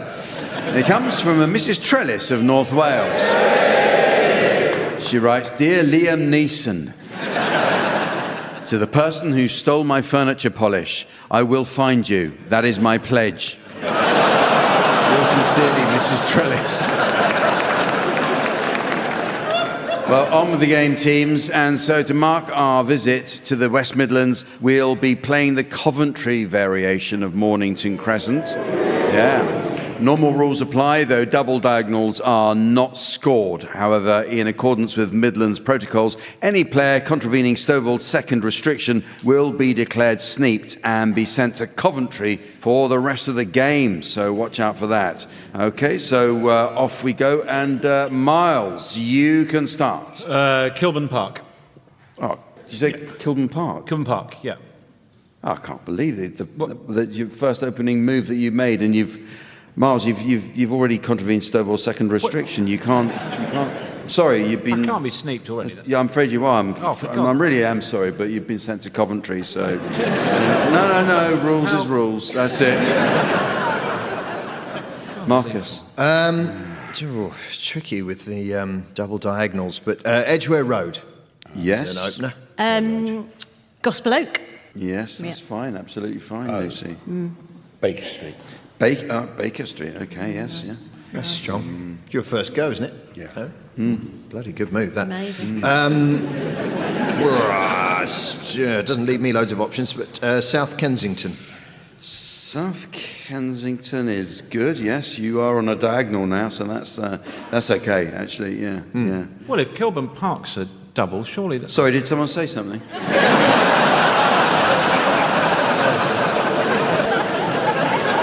I couldn't hear anything. Lucy. Press on, yeah. Okay. Morden, good move. Yeah, thank you. Thank you. Yeah. It's my mum was actually from Coventry. Oh, we don't care about that. Can you just care? Harry? Gloucester Road. Stockwell. West Ruislip. West Ruislip. Okay. Right. Hold your horses, Warwick. Hold your. Yeah. I can let you have that in actual fact because we've already got one down. Yeah. So. My mum would be very proud. Jack. Yes, I'm sure she would. Did I mention my mum was from Coventry? I don't know. If I think you tried to. Yeah. Yeah. This is the version we used to play when I was a child. It's just nice. Good. There's a bit of nostalgia for you. That's good. Yeah. When I was a child, we used to play a version. Marcus. Yes. Green Park. Good move. It's my go. Harry, your go. Yeah, it is your my go. I didn't have a go last round. Anyway. Neither did I. Sorry. Camden Town. Oh, Camden Town? We are. Mornington Crescent. Yes. So Miles would have loved that. Yeah. Oh, welcome back, Miles. I hope you enjoyed that game. Got a real sense of how thrilling this is for the audience. It's now time for a round called Marching Time. Who doesn't like a stirring military parade? I know Miles doesn't. He was just telling us backstage how much he hates them, especially those given by, and I quote, those namby-pamby softies in the Welsh Guards. Anyway, the round's based on those movie scenes where a platoon is marching along, chanting a rousing chorus, raising their spirits and bigging themselves up. So, platoon, attention, by the left, wait for it, quick, march. Okay, teams, in this round we're going to try out some marching chants for other non-military occupations. So I'll call out the name of each team in turn together with the name of a different occupation or group, after which you teams will begin your chant. First up, Marcus, and your group will be cyclists. Okay. 2, 3, 4. I don't know, but I've been told. I don't know, but I've been told. These lycra pants look mighty bold. These lycra pants look mighty bold. When we see a traffic light. When we see a traffic light. We ride straight through, don't give a shite. We ride straight through, don't give a shite. Right, yeah. Okay, Miles, your group now is Church of England Primary School Heads. Good news about your application. Good news about your application. We'll give your child an education. We'll give your child an education. So please stop now, you've got the nod. So please stop now, you've got the nod. Pretending you believe in God. Pretending you believe in God. And you now, Harry, your group is vape retailers. Come and buy a lovely vape. Come and buy a lovely vape. Mango, cherry, lime or grape. Mango, cherry, lime or grape. They're like sweets but slightly fancier. They're like sweets but slightly fancier. And the cancer you get is even cancier. The cancer you get is even cancier. And you now, Lucy, and your group is Greg's Bakery Workers. No matter if you're on the dole. No matter if you're on the dole. You can afford our sausage roll. You can afford our sausage roll. The recipe might well sound heinous. The recipe might well sound heinous. If you're not fans of lips and anus. If you're not fans of lips and anus. Back to you, Marcus. Your group now is British Skiers. Oh, good, at last. Okay, here we go. 2, 3, 4. About my trips I always crow. About my trips I always crow. As global warming melts the snow. As global warming melts the snow. I'm such a smug and pompous arse. I'm such a smug and pompous arse. And soon I'll have to ski on grass. Soon I'll have to ski on grass. It's actually quite serious.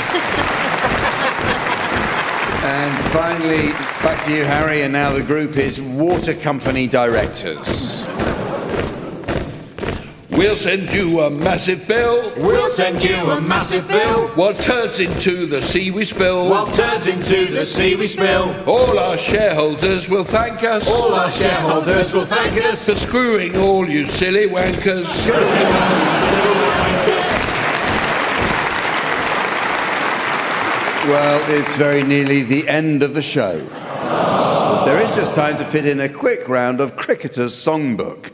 Sven is a keen amateur cricketer and vividly recalls the first time he got involved in a game with a group of like-minded lads. He said he'd successfully managed to squeeze a couple of loose balls through the covers when all of a sudden he was taken from behind and the finger went up.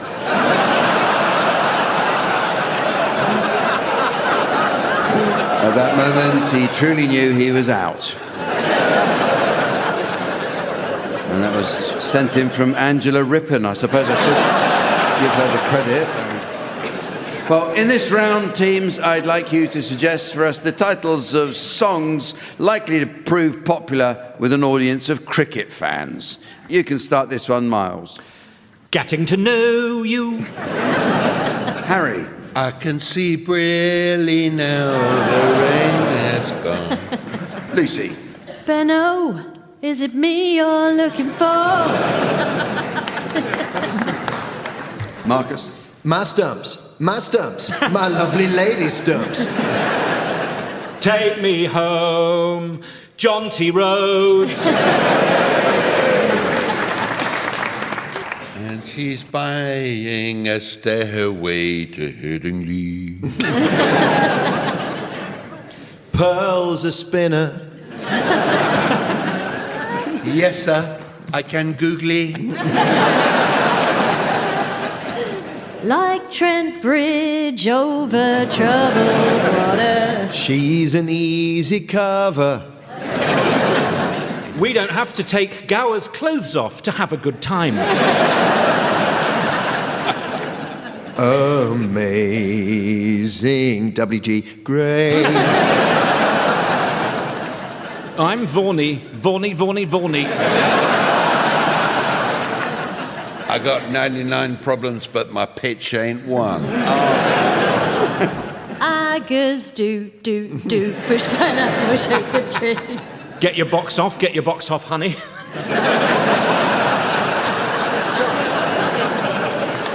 That's good, isn't it? Any more? We've got a couple more. I'll let you do both of them.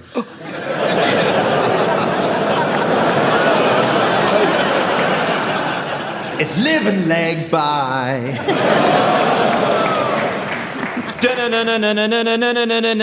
Bradman. Well, it could have been Batman, really, couldn't it?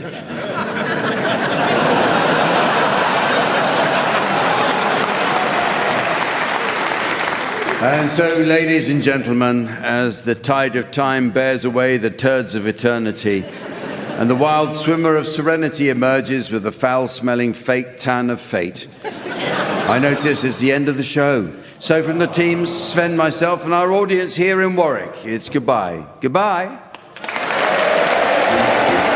Miles Jupp, Marcus Brigstock, Lucy Porter and Harry Enfield were being given silly things to do by Jack D, with Colin Sell setting some of them to music. The programme consultants were Fraser Steele and Stephen Dick, and the producer was John Naismith.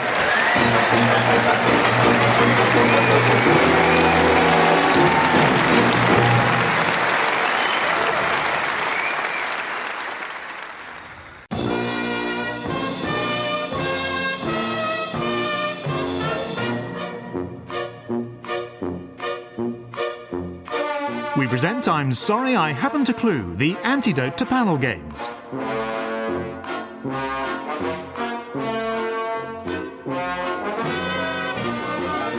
At the piano is Colin Sell, and your chairman is Jack D.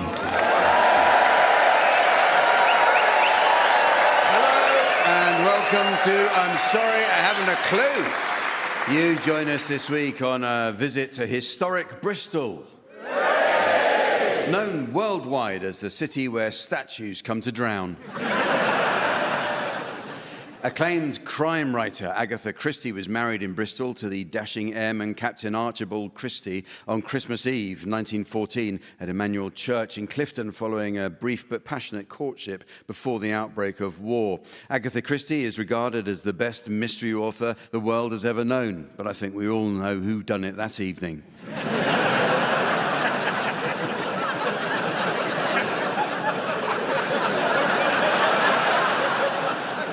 Actor, writer and director Stephen Merchant was born in Bristol in 1974.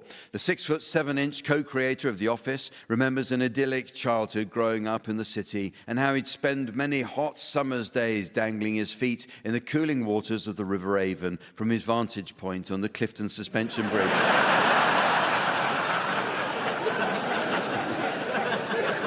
Opened in 1864, the Clifton Suspension Bridge was designed by Isambard Kingdom Brunel. Sadly, Brunel never got to see the completion of his bridge as he was killed in an industrial accident in 1859. He tripped on a loose girder and fell several feet into his own hat.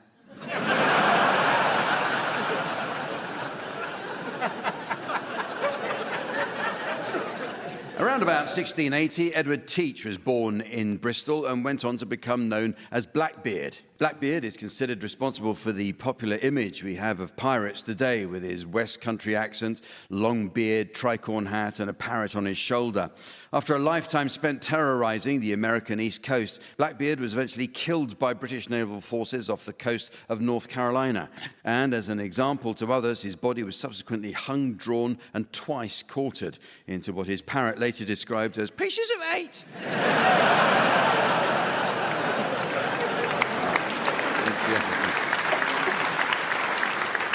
Let's meet the teams. On my left, please welcome Rachel Paris and Henning Vane. And on my right, Miles Jupp and Adrian Evanson.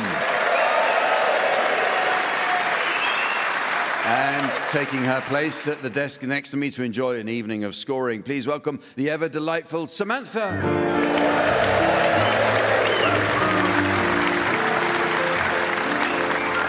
Well, we begin this week with a round that's all about adverts. A misplaced letter on its packaging can be ruinous to the success of a product. Just think of the disastrous sales figures for Waitrose Essential Full Fat MILF.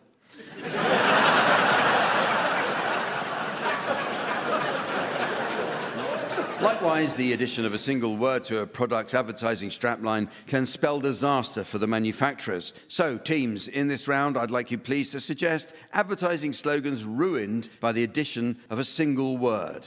You can start this one, Miles. Regrettably, Mum's gone to Iceland. Aid. A finger of fudge is just enough to give your kidnapper a treat. Rachel. Just do it later. And Henning. Have a breakdown, have a Kit Kat.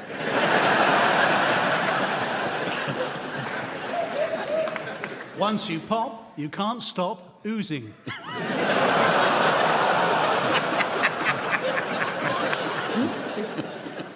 Probably the 30th best lager in the world. The ultimate drink driving machine.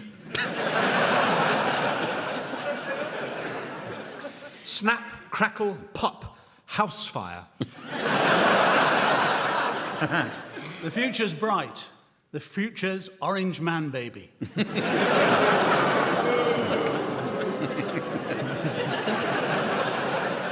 Burger King, have it your way. Cold. A dog is for life, not just for Christmas dinner. Ronseal does almost exactly what it says on the tin.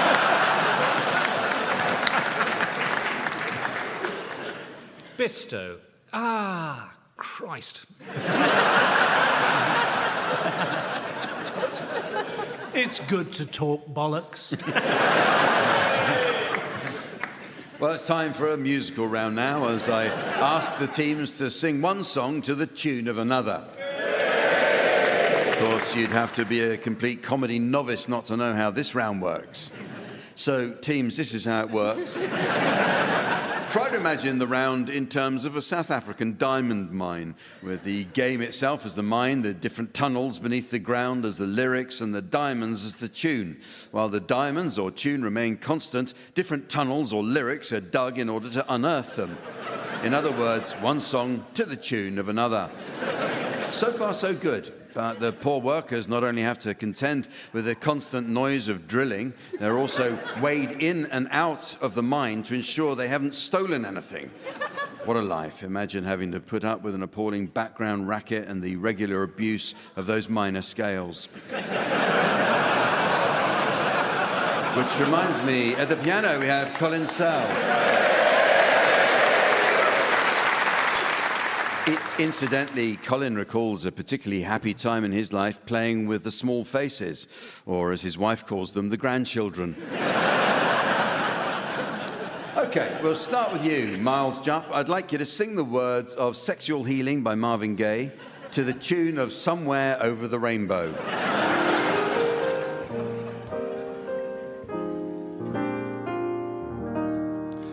Ooh, baby, I'm hot, just like an oven. I need some loving, and baby, I can't hold it much longer. It's getting stronger and stronger when I get that feeling. I want sexual healing, oh baby. Makes me feel so fine, helps to relieve my mind, sexual healing, baby. Is good for me, sexual healing is something that's good for me whenever blood drops are falling and my emotional stability is leaving me. There's something I can do. I can call you up, baby.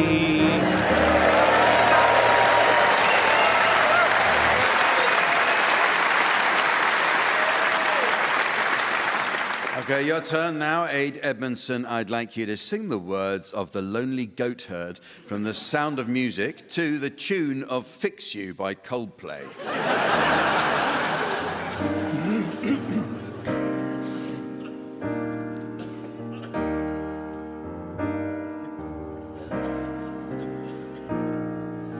High on a hill was a lonely goat herd.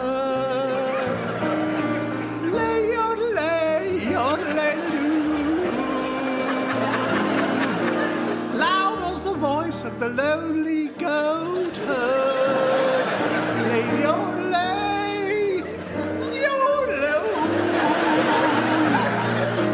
Folks in a town that was quite remote heard. Lay, yodel,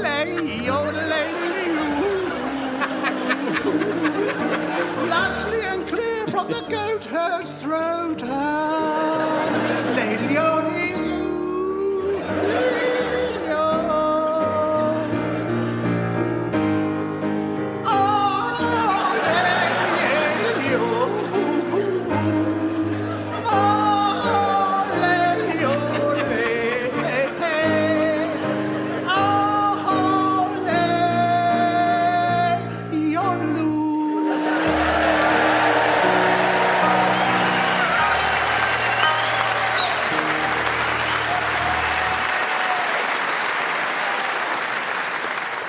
we've all learnt something.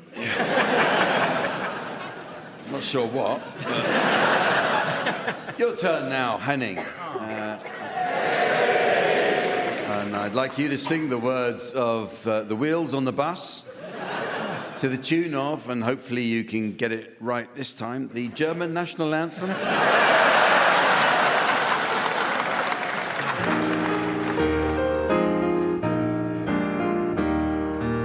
The wheels on the bus go round and round, round and round and round and round. The wheels on the bus go round and round, all around the town. The vipers on the bus go swish, swish, swish, swish, swish, swish, swish. The vipers on the bus swish, swish, swish, all around the town. The horn on the bus goes beep, beep, beep, beep. Beep, beep, beep, beep, beep, beep, beep, beep, beep, beep. The horn on the bus goes beep, beep, beep. Yeah.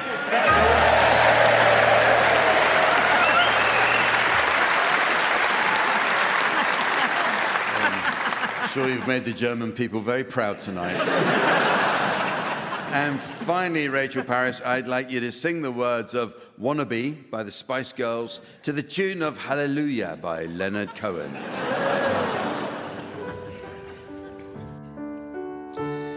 Yo, I'll tell you what I want, what I really, really want. So tell me what you want, what you really, really want. I'll tell you what I want, what I really, really, really want. So tell me what you want, what you really, really want. I wanna ha. I wanna ha. I wanna ha. I wanna really wanna zigga zigga. If you want my future, forget my past. I wanna really wanna zigga zigga.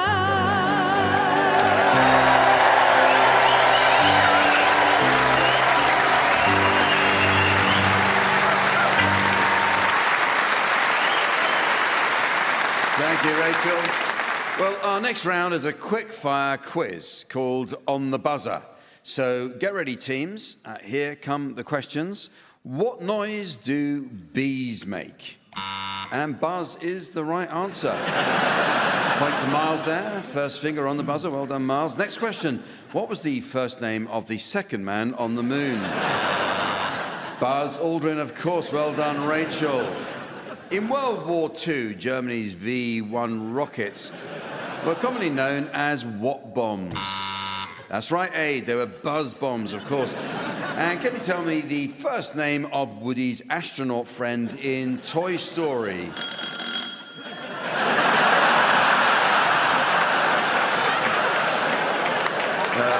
Bad luck, Henning. It was Buzz.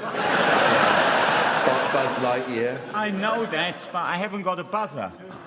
I don't make the rules, Henning. Next question. A circular saw is often referred to as a what saw? Yes, Miles, it is, of course, as a buzz saw. Very perceptive answer. Enjoyed your reasoning as well. Well done. And a crew cut hairstyle is sometimes known as a what cut? A buzz cut. Yes, it is. Rachel, you certainly know your hairstyles, don't you? In a room full of people filled with eager anticipation, the atmosphere is said to what with excitement? No, Henning, the answer is buzz with excitement. Buzz as in buzzer, not ting-a-ling. I'm sure, Jack, I'm sure I've heard English people say they're ting-a-linging with excitement. I mean, it's not my first language. Look, Henning, if you're not going to take this seriously, you know, it's not my fault. Oh, it's not really, your Mike. fault, is it? Oh, whose fault is it? Capitalism? Nice Jerry who sets up the microphones and connects the buzzers? Well, nice Jerry gave me a bell. I'm sorry about this, ladies and gentlemen. Well, can somebody please give Henning a buzzer like the others? Since if he doesn't get one, he's clearly going to keep spoiling it for everyone else. Thank you. Right, okay, ready? On with the fun? Thank you. Yeah. Good. In the wedding ceremony, the groom says, "With this what I thee wed?" No, Henning. The answer is ring. Well, no points to Henning on that. On to the next round. Well, this next round is called The Symptoms, and it's all about the world of medicine. In this round, the teams will assume the role of doctors and patients suffering from an imaginary medical condition, and you can be our first patients, Miles and Aid. And the identity of your mystery medical condition is now being displayed to the audience via the laser display screen. And the mystery voice for listeners at home. Miles and Adrian think they're Greek statues. Miles and Adrian think they're Greek statues. So off you go, please, Miles and Aid. Oh. Hello, can we help you? Yes. You see, I'm feeling rather stiff. Oh dear. And people are saying that I'm looking very pale, and I feel cold. I'm wondering if that's why I look so small, you know. Just, you know, down there. You're lucky. Mine's fallen off.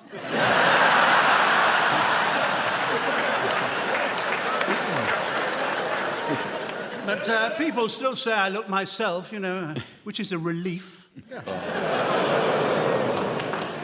mean, I do get told I have classic good looks, you know, finely chiselled features. They seem to run in the family. Well, you're certainly a chip off the old block.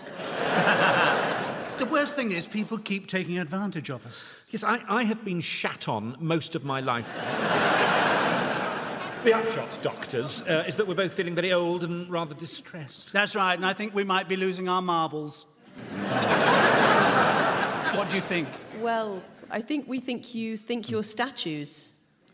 Marble statues? Bit of, Greek statues? Greek, well done. Okay.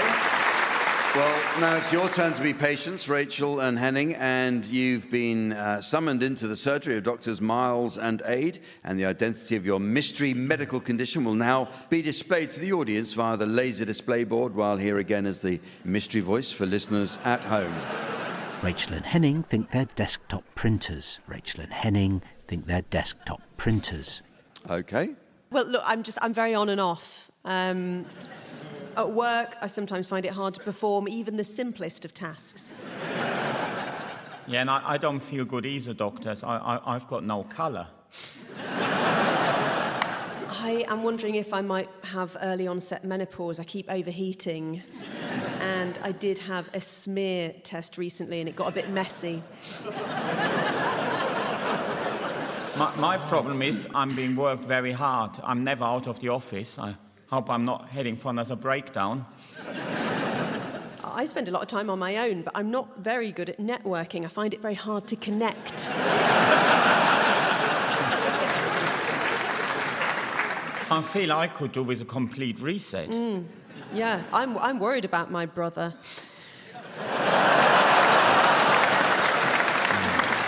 His work's really dried up. I'm concerned he might have got himself into a bit of a jam. Copy that.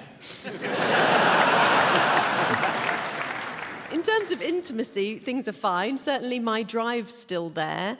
I'm very easily turned on, although the other day this bloke put something irregular in my drawers.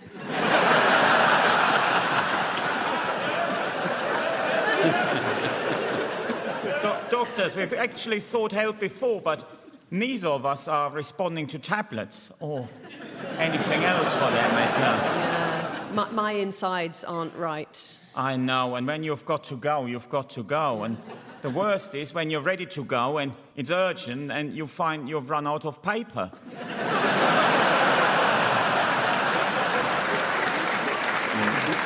Nightmare.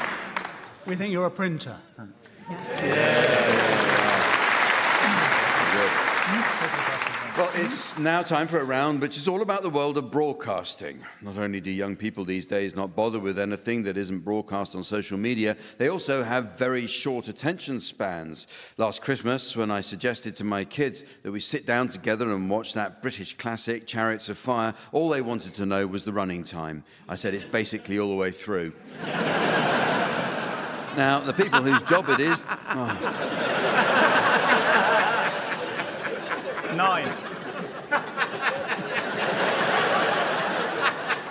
Now, the people whose job it is to come up with ideas for radio and TV shows can be remarkably lazy with their programme titles. So I'll ask the teams to assume the role of continuity announcers, introducing examples of programmes where the content has been contrived to suit what someone thought would make a clever title. Miles, you can start. Next on Channel 5, a new reality show which seeks to rank every vicar in the UK according to size. That's All Preachers, Great and Small. Now on Channel 5. Rachel. On BBC Two shortly, more classic drama as an Edwardian gentleman attempts to trace the family tree of his former personal servant, Stavros. That's How Greek Was My Valet on BBC Two.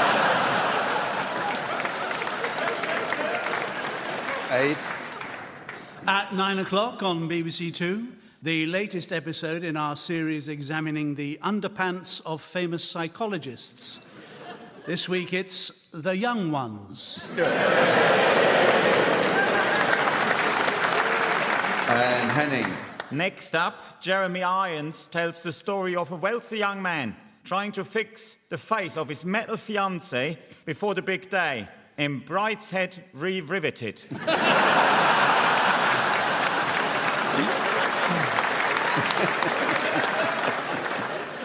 On ITV2 this afternoon, there's fun for all the family when chaos hits a gambling mecca on the Côte d'Azur following the arrival of a mischievous sexually transmitted disease. That's Herpes Goes to Monte Carlo. ITV2. Coming up later on 2, Alice Roberts is blown away as she explores ancient laybys and the sordid habits of Neanderthal men in her new series, Dogging for Britain.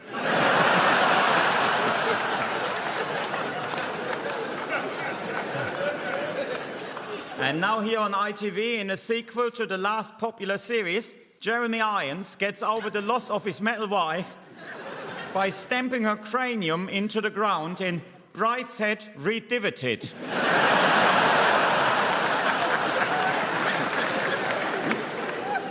Next on HBO, an eerie thriller in which President Trump stays at a luxury resort but forgets to pack fake tan. That's The White POTUS.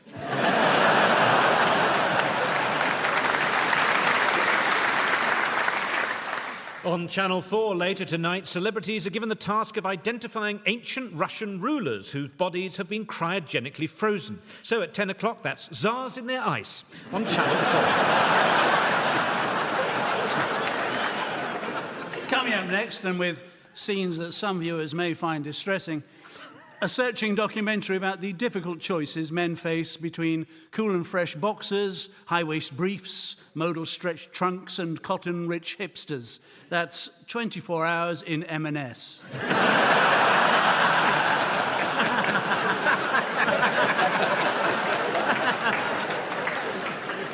Time to watch Ray and Dave Davis, Mick Avery and Peter Quaife arm wrestle all day and all of the night to find out who's the weakest kink.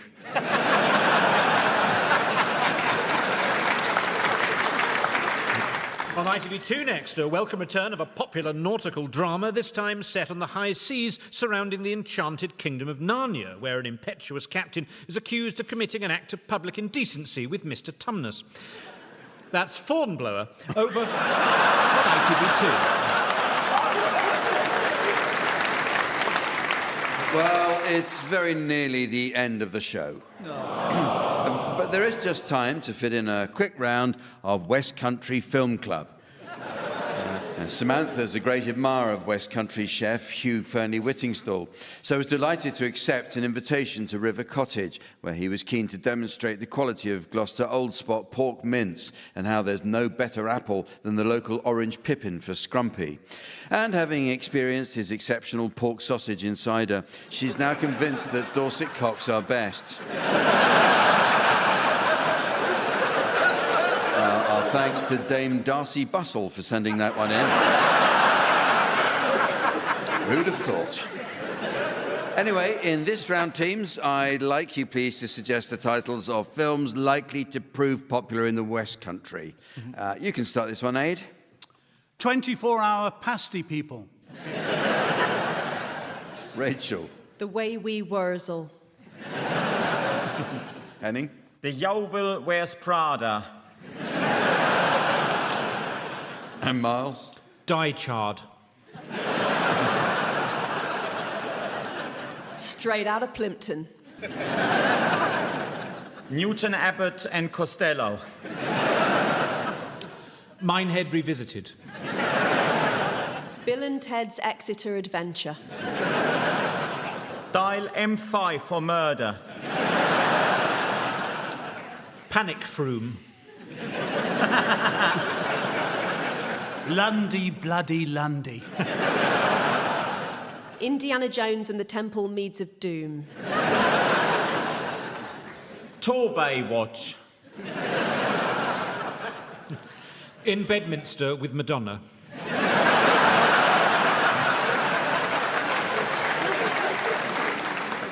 Bring me the Portishead of Alfredo Garcia.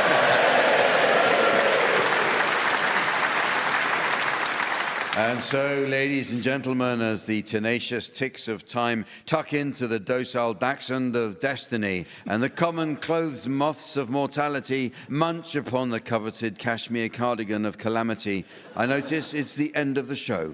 So, from the team, Samantha, myself, and our audience here in Bristol, it's goodbye. Goodbye. Henning Bain, Miles Jupp, Rachel Parris and Aid Edmondson were being given Silly Things to Do by Jack D, with Colin Sell setting some of them to music. The programme consultants were Fraser Steele and Stephen Dick, and the producer was John Naismith.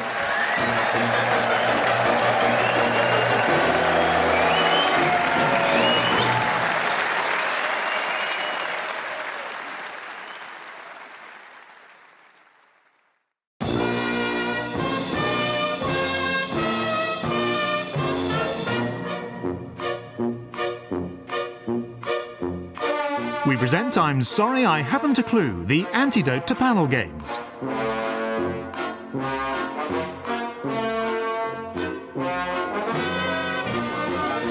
At the piano is Colin Sell, and your chairman is Jack D.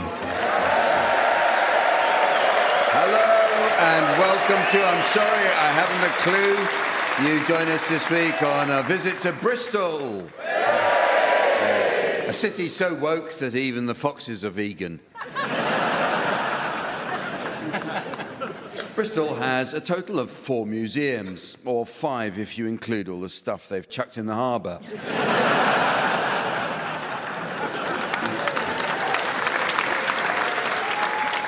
And Bristol has 2 successful football teams, or 1 if you include Bristol Rovers. Bristol Rovers Memorial Stadium ground was built in 1921 on former allotments that were used to grow potatoes during the Great War. And potato seeds are still planted next to the pitch each year. The club says maintaining the tradition is good for morale, as it at least gives the team something to lift at the end of the season.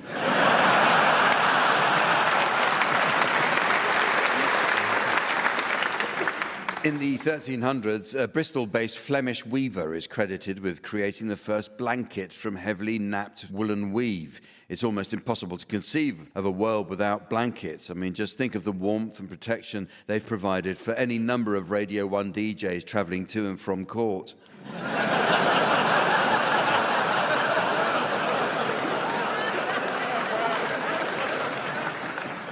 Each year, the city hosts the Bristol International Balloon Fiesta. A highlight of the three-day festival is the evening where 100 hot air balloons, their burners blazing, lift as one into the night sky to the accompaniment of a massive firework display.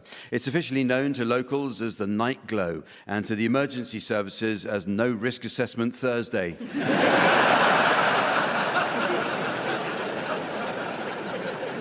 Bristol-born actor Dave Prowse portrayed Darth Vader in Star Wars. However, Darth Vader was revoiced by the American actor James Earl Jones in the actual film. Apparently, the producers felt it inappropriate for Darth Vader to describe Princess Leia as Gert Lush.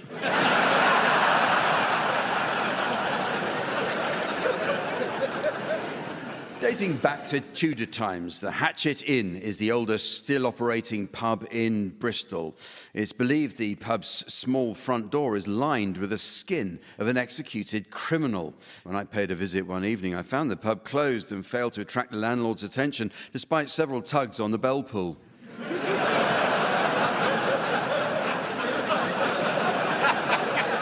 At least I think it was the bell pull.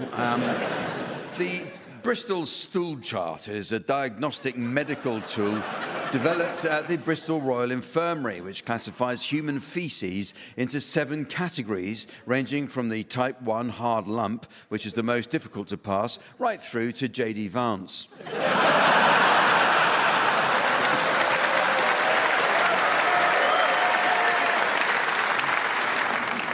And talking of uncomfortable stools, let's see who's sitting on them tonight. On my left, please welcome Rachel Parris and Henning Vane. And on my right, Miles Jupp and Adrian Edmondson. And taking his place on the scoring desk next to me, please welcome our resident tree trunk in trunks, the immaculate Sven.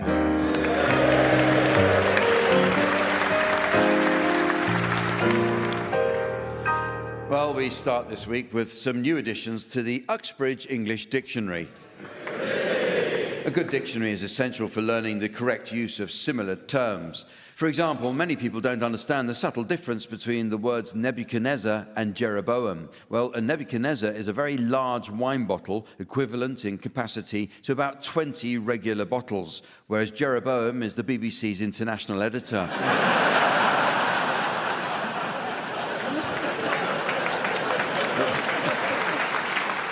But the meanings of words are constantly changing, teams. So your suggestions, please, of any new definitions you may have spotted recently. Ade, you can start this one. Condom, when the prisoner's on top.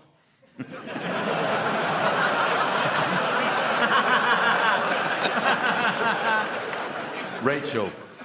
Clapperboard, the reason your ship is in quarantine. Henning. Pristine.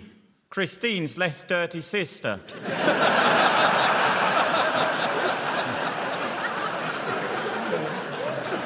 Miles. Botticelli, buttock-shaped wind instruments. Contact sheet.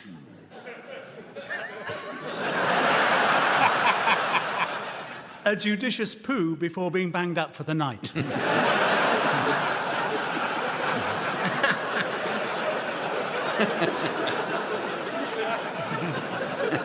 Diphthong, how to hand wash your underpants. Privilege. A hamlet not yet awarded village status.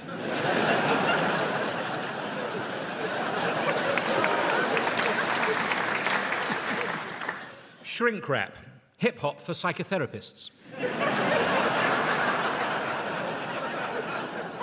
Solder, soldier who's lost an eye.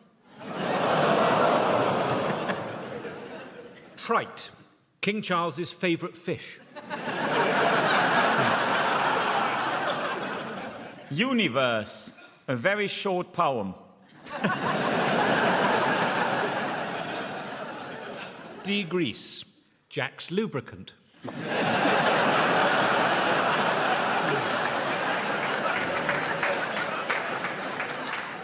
Ploy, a theatrical production in Birmingham.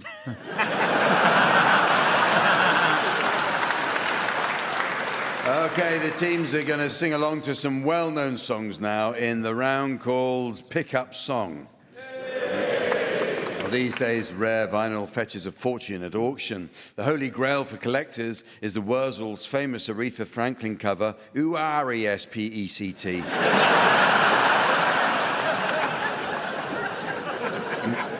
In this round, Sven will spin the discs and each of you will sing along to your discs until Sven turns the music down. If, on its return, you're within a gnat's chuff of the original, I'll be awarding points. And points mean a frankly damning illustration of all that's wrong with contemporary Britain.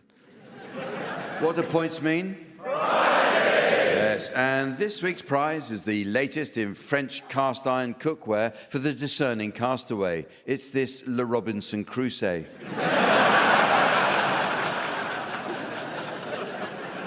Miles Jupp, we're going to start with you, and I'd like you to accompany, with a bit of help from your fellow panelists, Blue Swede, singing Hooked on a Feeling. I can't stop this feeling deep inside of me. Girl, you just don't realize what you do to me. When you hold me in your arms so tight, you let me know everything's alright. I'm hooked on a feeling. I'm high on believing that you're in love with me.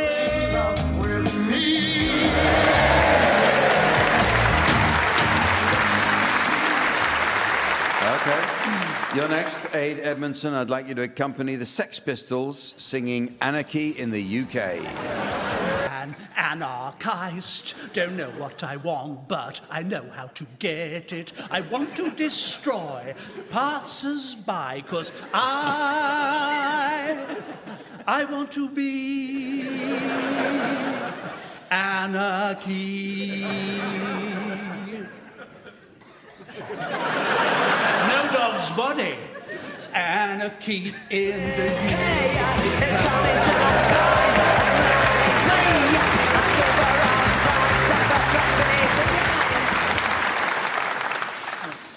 You now, Henning.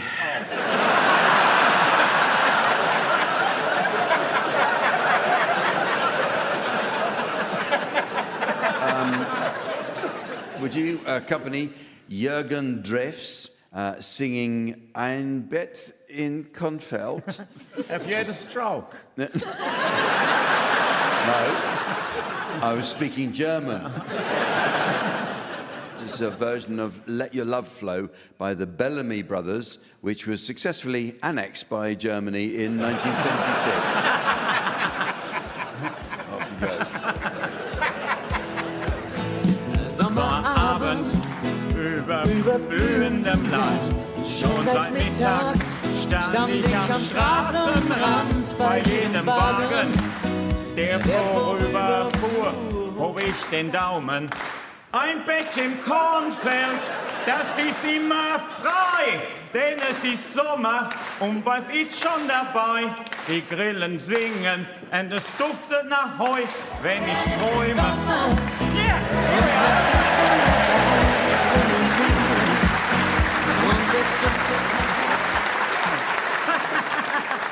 Nailed it! I'll just briefly pause while listeners at home turn their radios back up.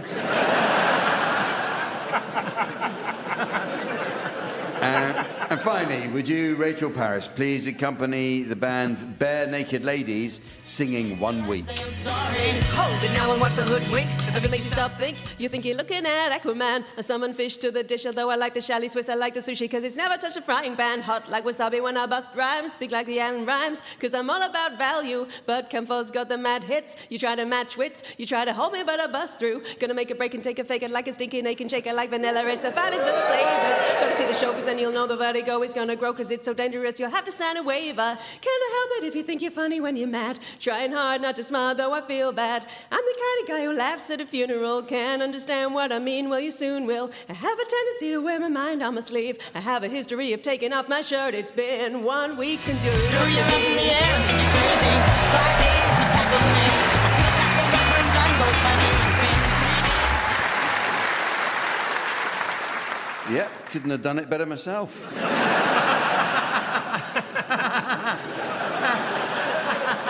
Okay, the teams are going to do a spot of acting for us now in the round called Sound Charades. This game is all about miming, the theatrical technique of suggesting action, character, or emotions without words.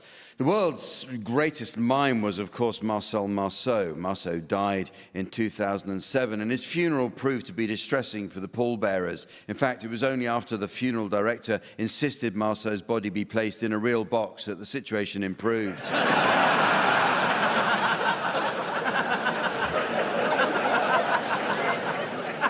Anyway, in our version of charades, team members are permitted the use of their voices. So first up is Rachel and Henning, and your title will shortly be displayed to the audience via the laser display screen.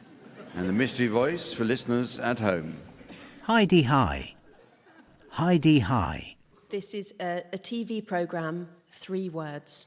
Before we start, I'll just pass a script to Jack, if you don't mind helping Jack. Oh, no, I'd be delighted. Thank you.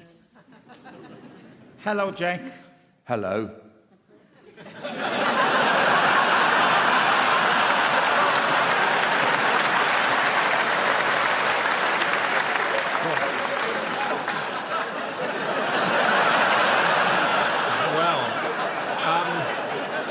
So it's a TV program. TV? Debrief. D. Something with D, isn't it? Something with D. Yes.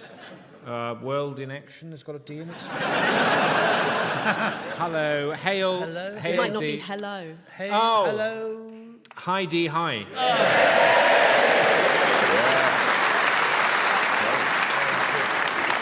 So, Miles and Aid, your title's now being exhibited on the laser display board, and here again is the mystery voice for listeners at home.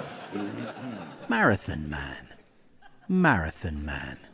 Well, this is a film. It's 2 words. Look, you just have to accept it.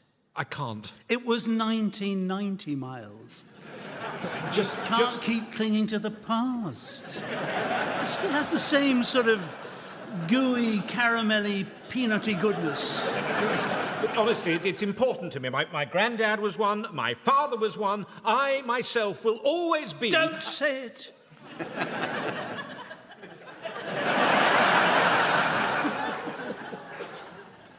Is it Marathon Man?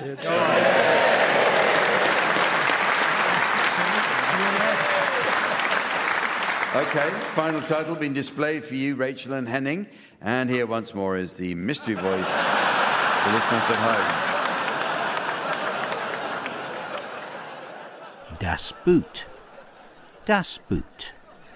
It's a film with 2 words. Right. Guten Morgen. Guten Morgen. Is this Russell and Bromley? Ja. Wunderbar. Ich wollen ein Wellington, bitte. Ein Wellington? Ja. Just ein? Just ein. Das ist ein bit unusual. Ja, ich weiß. Bitte schnell. Ich habe mein Submarine geparkt on a doppelt... on a doppelt yellow line.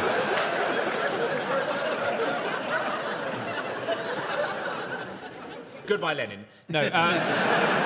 Well done. Is that Das Boot? Das Boot.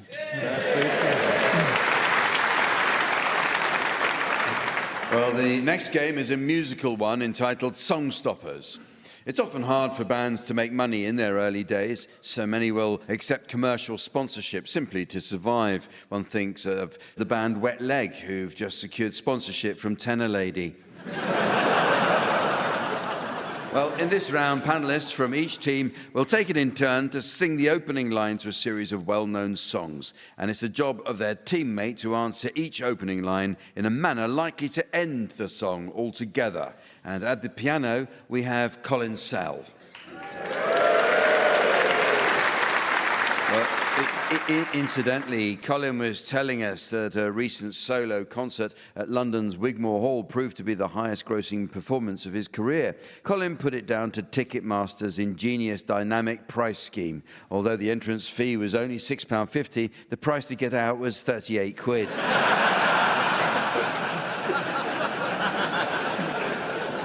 You can go first. Miles and Aid, can we have your medley of first lines now, please?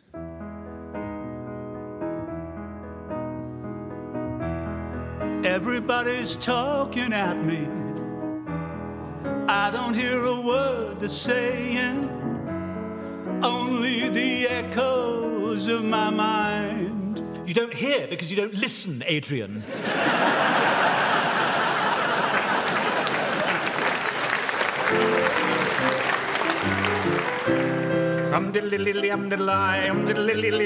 Because I was afraid to speak when I was just a lad. Me father gave me nose a tweak and told me I was bad. But then one day I learnt a word that saved me aching nose. Childline.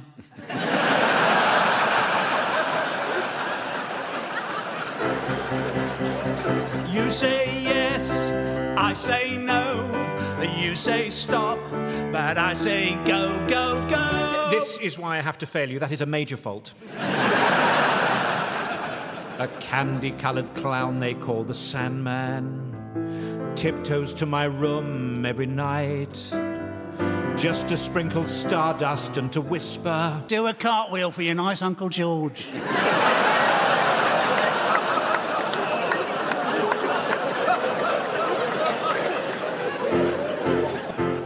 One for the Bristol City, two for the boys in red. That's three. That's a bigger crowd than usual.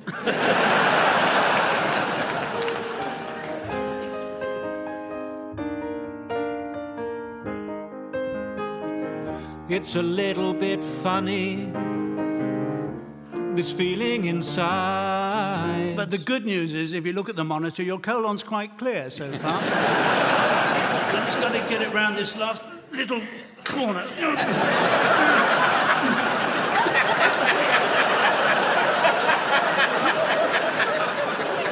It's one for all of us who've been there.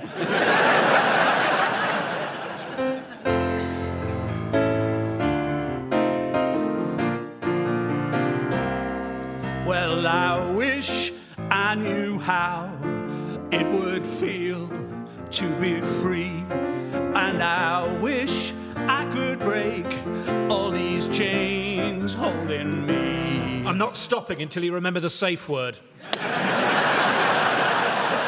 Is it banana?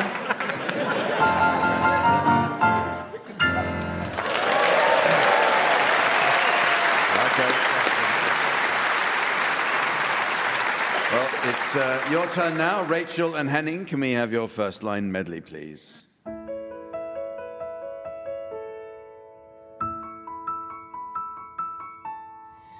Out on the wily, windy moors we'll roll and fall in green. You had a temper like my jealousy, too hard, too greedy. How could you leave me when I needed to possess you? I just find you a bit on the intense side.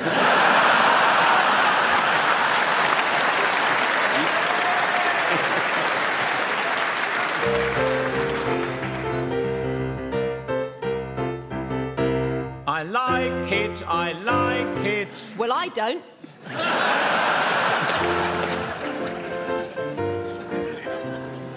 I don't want to set the world on fire. But sod it, I'm turning on that patio heater.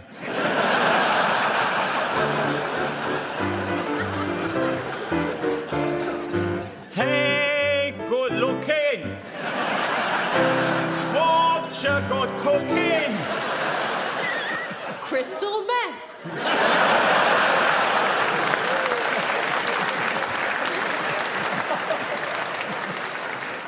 Either you can sing or you can't.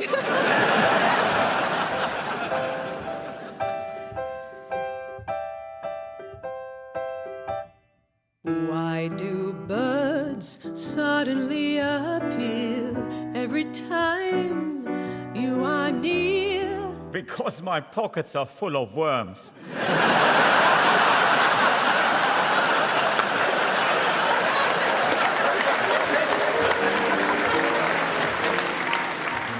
Let there be you. Let there be me. Let there be oysters under the sea. Let there be wind and occasional rain, chili con carne and sparkling champagne. So you have clearly never been to a harvester before.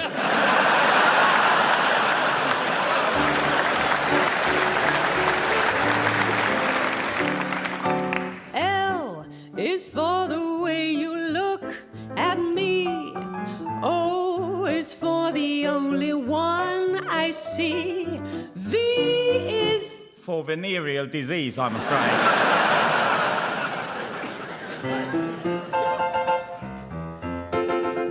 I feel pretty. I'm so pretty. I feel pretty and witty and bright. That's the cocaine talking.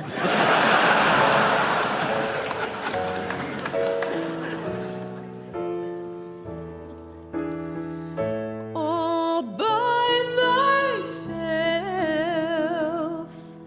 Welcome to this inaugural meeting of the Jack D Fan Club.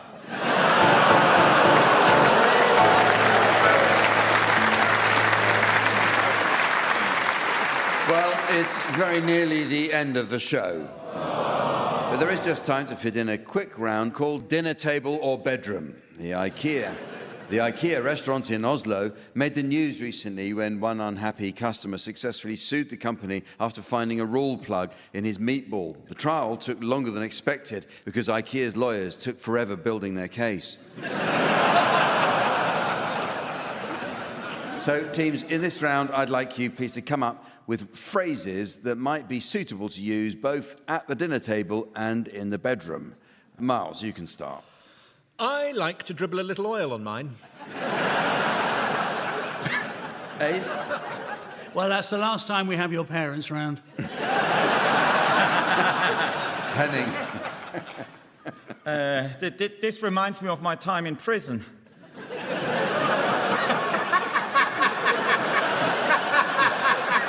Rachel? That was nice, but I still prefer Five Guys.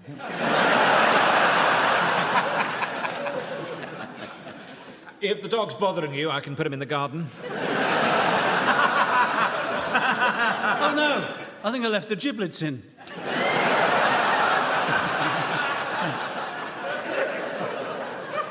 In some cultures, it's polite to burp afterwards. And it's polite not to leave until everyone has finished.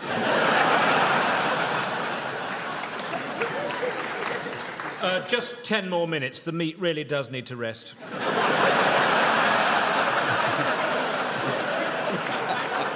But remember to chew every mouthful.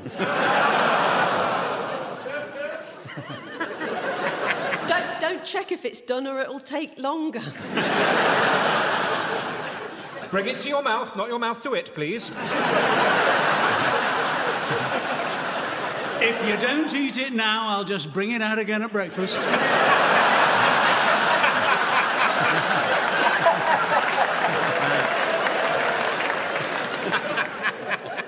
Is service included? Sorry, it's a bit dry. I've put some little bowls out so you can clean your fingers. Smack the bottom really hard and see if anything comes out.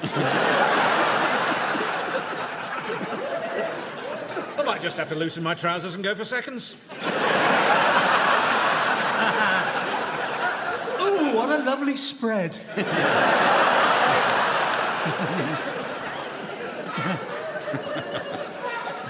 Shall I be mother?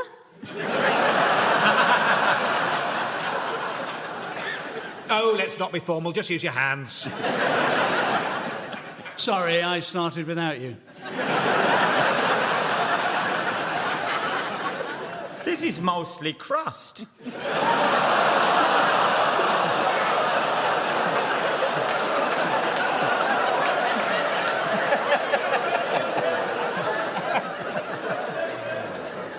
And so, ladies and gentlemen, as the tennis ball of time torpedoes off the racket strings of regret and into the twin testicles of eternity, I notice it's the end of the show. So from the teams, Sven, myself, and our audience here in Bristol, it's goodbye. Goodbye. Henning Vane, Miles Jupp, Rachel Parris and Aid Edmondson were being given Silly Things to Do by Jack D, with Colin Sell setting some of them to music. The programme consultants were Fraser Steele and Stephen Dick, and the producer was John Naismith.